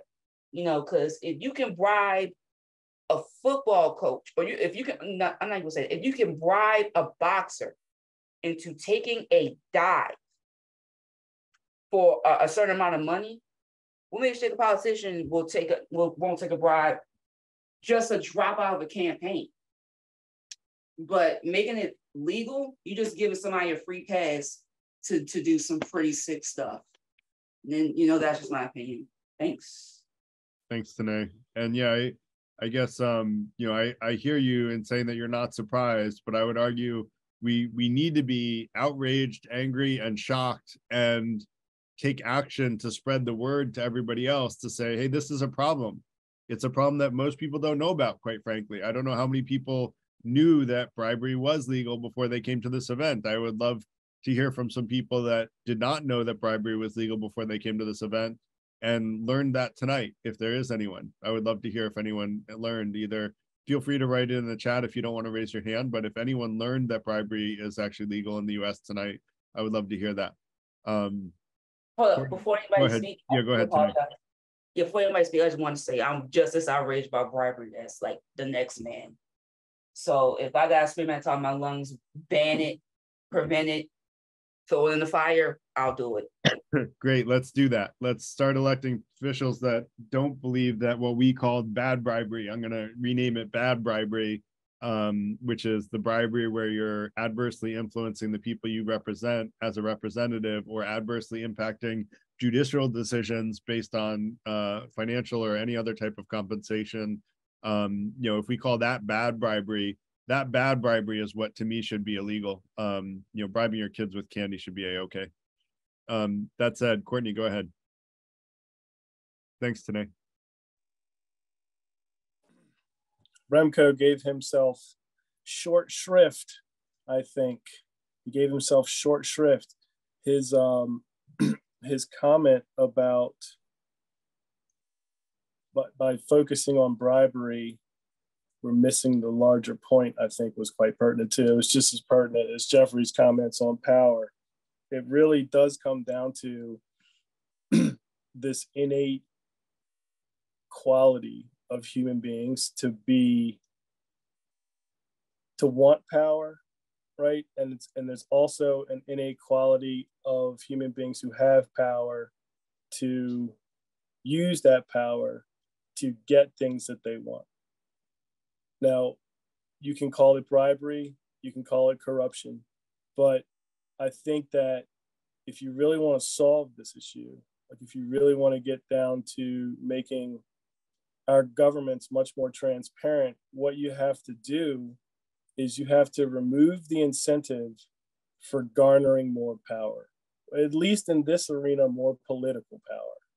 Like you have to make it so that running for office is maybe like the ostraca, like the Greeks did it. Everyone participates, you all pull your lots, and this is what you do administratively. Like I don't see you getting rid of bribery, Garrett. Like I don't see us voting people into office who start off being clean and then, staying clean the whole way through. I don't see that. And I also don't see the human tendency towards bribery and towards power. I don't see that ever going away. I think that's just a part of people. So I do think we all have an inherent desire to have some influence over our lives, right? Which is power and power over our own lives and what happens to us. And what I'm trying to do is appeal to the individual desire for power of the common person who's a voter and tell them, look, vote into positions of power, people who will empower you rather than people who will empower themselves and enrich themselves. And if you think that there is no such person, Courtney, you would have to argue that absolutely 100% of politicians are 100% greedy and that there's no possible exception to that, which I don't think you would argue. And as far as removing the incentive to garner more power, I agree with you. And that's exactly what I'm trying to do. We want to elect people that if they are corrupt and if they are taking bribes, we should remove them from power. And we should use our still capable ability to vote in place representatives who are more resistant to bribery. And there actually were, in this Supreme Court decision that legalized bribery, there were actually a minority, but all of the minority, I won't say which political party, but one political party, all of their Supreme Court appointees were against the Citizens United decision, and the other political party, all of their Supreme Court nominees were for legalizing unlimited amounts of money to being given to politicians. So, that tells you that there are people out there that are trying to prevent the pervasiveness of bribery. And what I call bad bribery, just to be clear, in politics. As far as putting all your lots in politics, there's a great episode. I have to try to look it up. I'll try to look it up, Courtney, because I think you'd enjoy it, from a podcast where they basically did examples of different ways of electing people as representatives. And what they found is that constituencies, they used examples in schools and stuff for like people voting for class president.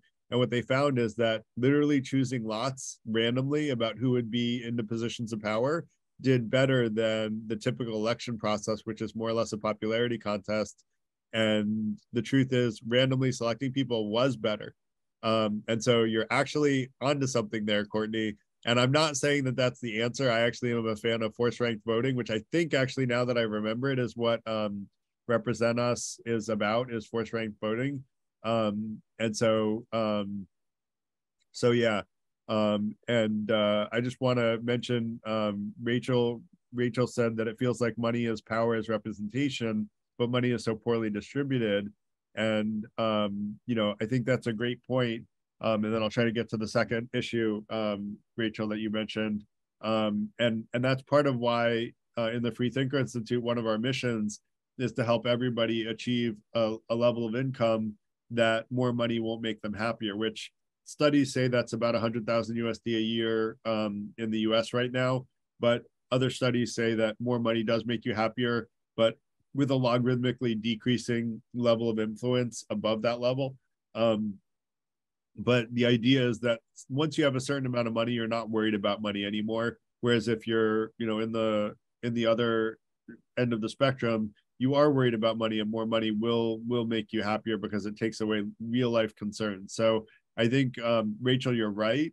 But I also think that even in an area where everybody made $100,000, but there were still ultra wealthy people, if money still bought power, then you would be able to adversely influence people to your own benefit, and then you would quickly find that people didn't make that much money anymore because of that adverse representation of only the people with the most money having positions of power. So I think that money is a form of power. It's an economic power. I think what I'm trying to get at here is that we shouldn't allow money and economic power to be exchangeable for political power. Political power and representation in government, as well as judges, should not be able to be bought, basically. And it should be very, very, very harshly punished to try to buy them or to be bought by someone. As far as the role of bribery in the climate crisis, let's come back to that. Remind me if we don't get to it after Kathy's point. So I want to let Kathy speak, and then let's come back to your second point, Rachel. Okay. Well, first of all, I wanted to just insert what you said about there's a certain amount of wealth that is enough. Not really. I mean, there are people who have a level of wealth, and it all becomes about the game, making more and more and more, and it's never enough. And they don't care who they hurt or who they destroy. It's all about that. I mean, the Koch brothers will never have enough. The Bill Gates will probably never have enough, and so on. I mean, it's a total game. But I also wanted to interject that, which I put in the chat. There is a group called Represent Us, which is fighting against the corruption and bribery in our system. It's a kind of a grassroots organization at this point, but one of the problems with making any effective change in our government is that there is not enough solidarity among the people to do so. There are people that are very, I'm not saying that the majority of people in this country are stupid, but there are an awful lot of stupid people in this country, and they will suck up any, propaganda that they hear. I mean, they could listen to, a pundit who makes no sense at all. I mean, look at all the people who believed Alex Jones. And sometimes I think there should be an IQ test to vote. But Of course, that would depend on who was administering the That's test. the problem with the idea. Into a gray zone. Right. But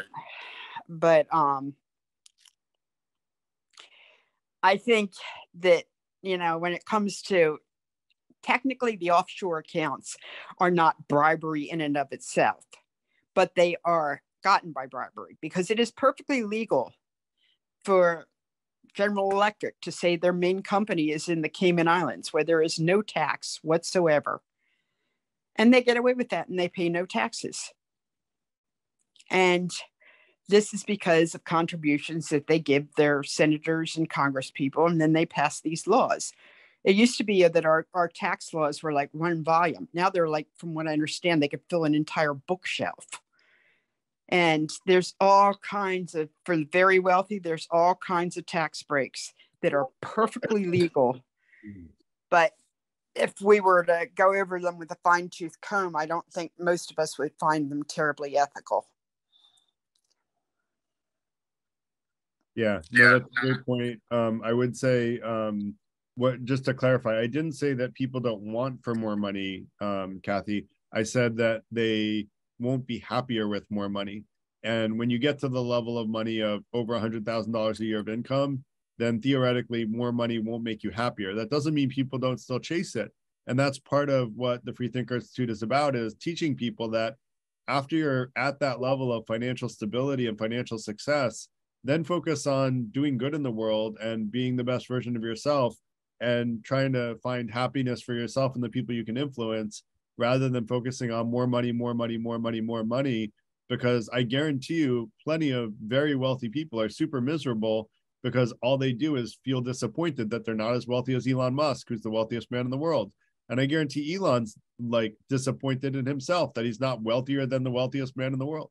Like, he's probably not satisfied with his wealth either. I will put a point about Bill Gates is I don't think he's actually actively seeking more money. I think he got a lot of criticism because he never used to donate, and he was very cheap early on in his success with Microsoft. And so he got a lot of public flack for that. And since then, he's become the largest philanthropist in the world. And not only that, he put all of his time and energy into philanthropy and single-handedly eradicated, not single-handedly, he had a team, but he was the driving force behind eradicating polio in Africa, which is a pretty major thing. And so he has done a lot of good by putting his, pretty bright mind, although there's a lot of bones that I would pick with Microsoft as an old, in the Mac versus Microsoft days, I was a Mac guy. And there's a lot of stuff I don't like about Microsoft, but for Bill Gates, I think he did a big shift in his life where he started to be much more altruistic when he maybe became friends with Warren Buffett, who I think was a good influence on him. But he's actually really focusing his time on philanthropy these days. I know he joined a small group of billionaires that has agreed to give up 50% of their wealth before they die. Correct. And his kids, from our perspective, it would be a lot, but they're not inheriting as much as you would think. He apparently he doesn't want to, send a bunch of self-absorbed rich kids out into the world, and he's kind of, demanding certain things out of his kids, which I can admire. Yeah. I don't hate everything about Bill Gates, and I certainly wouldn't equate him with your Kochs and your with your Koch brothers and your Elon Musks and so on. They're far more, not necessarily so Elon Musk. I'm trying to think, we all know who they are, the people who are, basically, the oligarchy. And so, I will agree with that, but I do think that we've got to make some major overhauls in our system, or we will never see real change. Yeah, I agree with you. And, there by some accounts, we nearly lost our democracy within the last year. It got very close from the accounts that I've heard of investigative reporting of what happened. I guess I do want to address, Susie asked the question, what do we do about this fact that bribery is legal? We really, Susie, need to vote in power people who are going to stand against it. and we have to vote in power people who are better people. And I liked Liz's comment. I don't think she's still here, unfortunately. I don't know if she is. But I liked Liz's comment that we need to vote in power people that aspire to follow the 5 intentions, right? And I would love to see people become members of the Freethinker Institute and then go into politics and try to make the world a better place. I saw in my local elections, there were 2 positions in local politics that were completely uncontested. Didn't have anyone even, trying for that position. Well, let's put people into the mix, whether it's Republicans or Democrats. I don't care. I just want people that, for me, I'm an independent. Like, I'm not politically loyal at all, but I do think that that bribery should not be legal, and we should vote in place Republicans and Democrats that say that bribery should not be legal, and put into positions of power people who say that bribery is wrong, like bad bribery, what we call bad bribery, is wrong. So I did want to get to Rachel. Well, let me let Ocean go, and then we'll go to Rachel's question about how can we talk of the role of bribery in the climate crisis. And Rachel, if you're open to like expanding on that, I would love to hear what your thoughts are around and Rachel, making education more accessible is near and dear, and part of the goal of the Freethinker Institute is to educate, right? And that's part of why we had the event tonight, is to educate people on the fact that bribery is legal. And many people don't know it. Apparently a lot of people here were well informed, but or just didn't speak up. But a lot of people don't know that. When I talk to people, even friends, they often don't know until I talk to them about it. So that said, I want to let Ocean go next.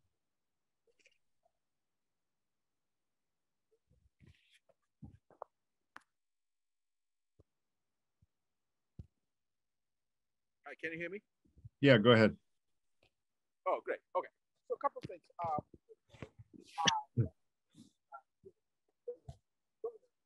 Now we can't hear you. Can you hear me? You're a little bit off. Okay.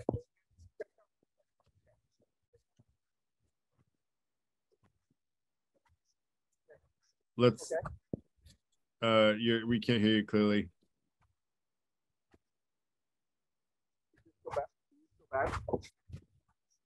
You're a little hard to hear, Ocean. Can we let Susie go and see if you can work out the? Go ahead. Yeah, go ahead.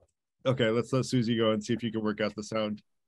Yeah. Oh, hi. Thank you, Garrett. I wanted to know if we are belong to the independent party, right? So how would you know which person is like good, so we can vote them in? So ask your representatives, or try to research your representatives which opinions they have on Citizens United. Do they think it was a good decision or a bad decision? I will tell you that it's generally a party lines decision for that particular issue. I don't want to go into like which party is. I mean, I guess like if you look up the political party that put in the Supreme Court the people who opposed Citizens United, you'll see which party opposed it and which party supported it. And that generally this has become a political issue. This should not be a political issue. That's why I don't want to talk about the parties, because this should not be a partisan issue at all. This should be an issue where we have 90% agreement. Like everybody in the bottom 90% should completely agree that bad bribery should not be legal, because right now none of them have a voice. And I'm one of the few that does have a voice, but I don't think that's good. Like, I think that that's bad. It's unfair, right? And my values is I think that we should strive for fairness as society, and fair means everybody gets a voice in electing a representative that will represent everybody in the population for the common good. And so that's what we need in terms of politicians. And so you should look up which politicians are really doing that, and look at their track record of what they've done in their lives and how have they contributed to society, and have they been in situations where, and this is where we need to better vet our politicians, which is why I forget, I think it was Courtney that had a great point of like, we should just choose straws from a hat, right? Well, that actually does turn out to be a better method of voting than the way that voting is normally done and elections are normally done. So yeah, let's find a better way. And I would argue that it's by getting to know our politicians better and getting to know more about them, a lot of people said, well, many people will give in to corruption even when they become elected. I hear you. Like, yes, a lot of people will succumb to negative influences when they're given the right opportunity, but many won't. The question is, how do we vet people? How do we vet people and vote into power the people who won't give in, the people who will stand strong and stand against the death threats? You know, and I'll give credit, Mike Pence actually, you know, when there was a point where he was asked to break the tie to allow Trump to stay president, even though the election said that he was not elected president. And Mike Pence actually made the difficult decision, even as the vice president, to not cast that vote. Mike Pence got lots of death threats for him and his family for making that decision. So he had a lot of personal like harm that was, you know, he was risking by making that very difficult decision. But he voted his conscience, and his conscience says this election by all means was a fair election. And so he said it was a fair election. And if someone watching this video ever has a reason that it wasn't a fair election, I would love to hear what it is, because all the courts basically have thrown out the election meddling lawsuits because they said that there was no truth to the claims, even as they were stated. And so, you know, and the courts are very conservatively biased these days. So that's a very interesting observation. It's a little bit hard at this point to think that the election was stolen when conservative courts threw out all the court cases challenging the election. So that said, Ocean, let's see if we can hear you better. Yeah, can you hear me now? Oh, sorry. Can you hear me better? Sorry, one second, Ocean, we can, but let's let Susie respond to that. Yeah. I wanted to know that my representative is good, but the system already established as it's considered bribery is a legal thing, you know. So back to what we were discussing today, that we have to rise up and an effort to make it illegal. But my representative is for the workers, and is there because both parties, according to the way I see it and the way you explained to me, they are in that process. They are in the system, you know. So the new thing is is it setting up a new party like independent party, like you said, right? Like get more people join in a party that they truly like start fresh. Yeah, there are there is a movement by a group called Justice Democrats trying to sort of take over the Democratic Party from within. And so that's one that I'm familiar with, that they're basically trying to, you know, remove a lot of established Democratic, values and put in new Democratic values. And so that's one, you know, potential takeover that's being attempted. The other is about forced rank voting, which is actually where my support lies. I think we shouldn't vote for Democrat or Republican or one particular person. We should force rank vote whoever we want to vote for in political offices and say, this is my choice number one, this is choice number two, this is choice number three. And a lot of countries do this, and even some states do this in their state elections.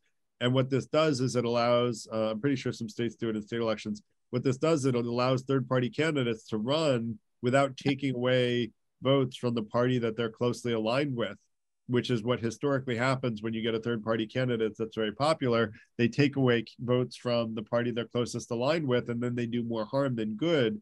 Whereas with forced rank voting, you could vote, let's say, you know, Libertarian or Green Party as your vote number one. Your vote number two could be Democrat or Republican. But in doing that, if your first choice doesn't win, your vote goes to your second choice. So your vote is never thrown away. So a lot of people say that voting for a third party throws away your vote, and right now it does, and it actually empowers the people that you're, you know, less likely to want to go into a position of power. Whereas with forced rank voting, that doesn't happen, and we can get away from having this duopoly of parties, which, you know, is not really very healthy. That said, did I answer your question, Susie? Oh, right. Yes. Yeah. Thank you so much. Another thing, right? If they keep investigated the 2020 election, right? Why didn't they take a look at 2016? That's when they produced two. Hey, Garrett, I have to leave in 2 minutes, so can I make a few statements? I'm sorry. Yeah, but you know, I will have that question. Garrett. Okay. Yeah, you can go ahead, Ocean. Thank you. Good seeing you. Yeah, Garrett, can you hear me better? Yes, Ocean. Okay, so yeah, I agree with this lady. I agree with this this lady. 2016, almost all the Democratic Party cried, whined that Trump stole the election, and there was a complete rigging in election. And in 2020, all of a sudden they flip-flopped, and they're saying there was a completely fair election. How dare you can doubt about American the election system? So they are playing double standards, and so I personally don't care. I'm apolitical. I used to be a Trump supporter, but no longer. People who own Trump family. I mean, take a look at who Trump filed 4 bankruptcies, and take a look at who actually bailed him out. Same people who own the Trump own the Clintons. So both parties, Republican, Democrats, they are owned by the exact same kind of people at the top. Kind of the family, my Dave's family owned them basically. People at the top own everything. So that. And the other thing is, so I don't have any hope that I want to refute it right away. Yeah. And a couple of months ago, no, let me finish. I have to leave in 1 minute. And a couple of months ago, you said that we should have Bernie, you are supported Bernie Sanders, and many of my friends supported Bernie Sanders. I would personally have wanted to see Bernie Sanders as the president. But if you do any research, Hillary Clinton illegally stole the votes from the Bernie Sanders. So Clinton was defeated by the Trump. So, I mean, Sanders could have been, if we had a fair election, Sanders could have been the president of the United States in 2016, but Hillary stole it. So what else can you do? I did actually fact check that because someone told me that. It's actually not true. Okay, that's okay. We can go back. I want to refute Ocean right away. Okay. Go ahead, Sean. And then I'll refute the Hillary Clinton one after you're done. Listen, okay. Yeah, and then because of our electoral college system. Remember, okay, Hillary won more than 2 million popular votes. The really problem is our electoral college. Listen, if we can get rid of electoral college, right, election much easier, and it won't get any problem at all. Okay. I have to leave in 30 seconds. But I applaud to Jeffrey, who said, yeah, there's a powerful lobbyist that says, yeah, take my bribery and do what I'm telling you. And no, hang on. Let me finish it. And Jeffrey said, and that take my contribution or give it to your opponents, and you will not be elected. That's how it works. That's how people like my friends, Dave's family has been ruling it. So that's the end of so there's no democracy. That's the end of it. But thank you so much. I have to leave, as I said. But keep up the great work, Garrett. See you next time. Bye-bye. Good to see you, Ocean. Bye-bye. What he's wrong, I like to say, you cannot compare 2016 election and the 2020 election, okay? Yes, Trump won electoral vote, but he lost popular vote. 2020 election, he lost both electoral vote and popular vote. He actually lost more than 7 million popular vote. Okay, right. This is why I call him a sore loser. I also have one seems to me, okay, all sore losers the same thing. Look at what happened to Brazil, that guy, okay. Look, if you are decent man, you lost. You do better next time, come back, right? Election just like sports. Nobody can guarantee you win, okay? If you lost, you come back. You can't do that. That destroy our democracy, okay? You lost, sore loser. All right, man. This is why I got very upset, okay? Thanks, Sean. I'm not political at all. There was another Democrat Republican. This is election complete shit. There was another thing that happened in 2016, which is that Trump publicly said, I bet that if Russia hacked Hillary, that the Jews would really reward them very well.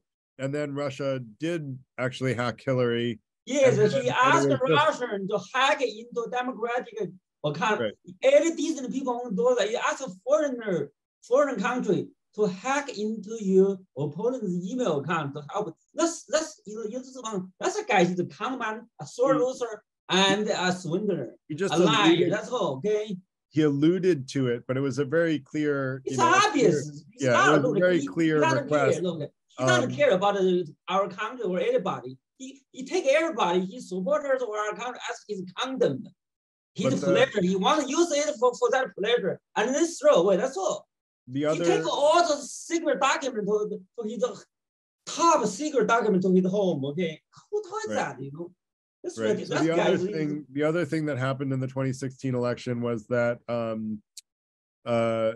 Russia actually took out like hundreds of millions, if not more, ads to impressions of ads, psychographically targeted, basically telling lies about Hillary Clinton towards people that were voters in swing states to try to get them to switch over.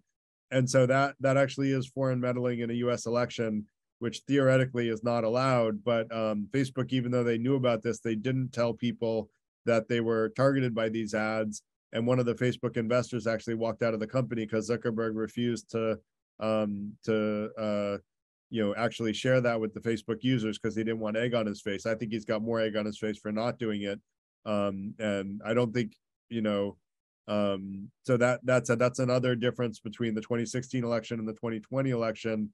I have not heard any accusations of Biden doing anything like that or colluding with a foreign government to get elected president. I haven't heard anything like that, even in terms of accusations. And in terms of accusations, there are accusations that, Jews created a space laser that caused the forest fires in California. That's a pretty outrageous accusation. The one of Biden colluding with a foreign government is much easier to swallow than that, but no one has even made those accusations. So that said, Ginny, why don't you go next?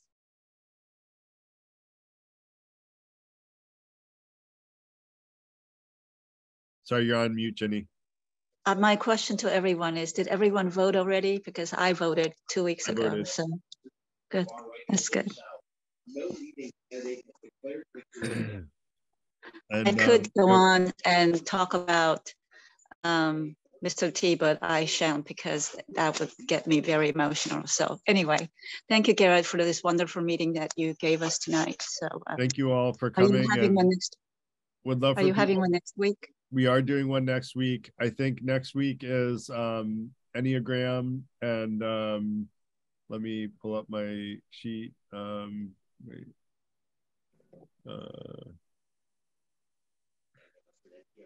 Yeah, Enneagram by Robin McTagg, and I hope I'm pronouncing your name right. I apologize if I'm not, to Robin.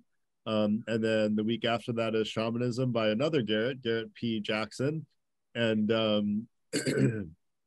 and so those are the next two events. We will have more fun stuff coming up. Would love to be in touch with you guys on Discord, and would love for everybody to consider, if you like the 5 intentions of the Freethinker Institute, becoming a member, where you can kind of have fellow Freethinker Institute members. There's no charge for being a member, where you can kind of incorporate the 5 intentions into your life, which start with being the best version of ourselves, seeking truth, and being fair. And we just help each other be better people, and that's what it's about. And help each other improve and achieve our goals. So anyone interested in that, Ellis posted the link. It should be in the online community. If it's not, I'll post it there as well. But just want to thank everybody for coming, for the really thoughtful comments, the very interesting conversation, for the passion. This is a passionate subject, so I appreciate everyone's passion, those who disagreed with me and those who agreed with me. Having passion is great, and it's also good to listen with an open mind and share transparently your beliefs. And I think a lot of people shared their ideas transparently today, and hopefully everybody listened with an open mind as well, because that's where we learn, is listening with an open mind. So, which is the second intention of the Freethinker Institute. So thanks a lot, everybody. Hope you all have a great rest of your night. Thank you, Garrett. Do you have a cold? I hope you feel better. Thank you. I've had it for about a week. I'm hoping it's almost done. Thank you. So, bye-bye. Thank you. All right. Bye-bye. Bye-bye. Bye.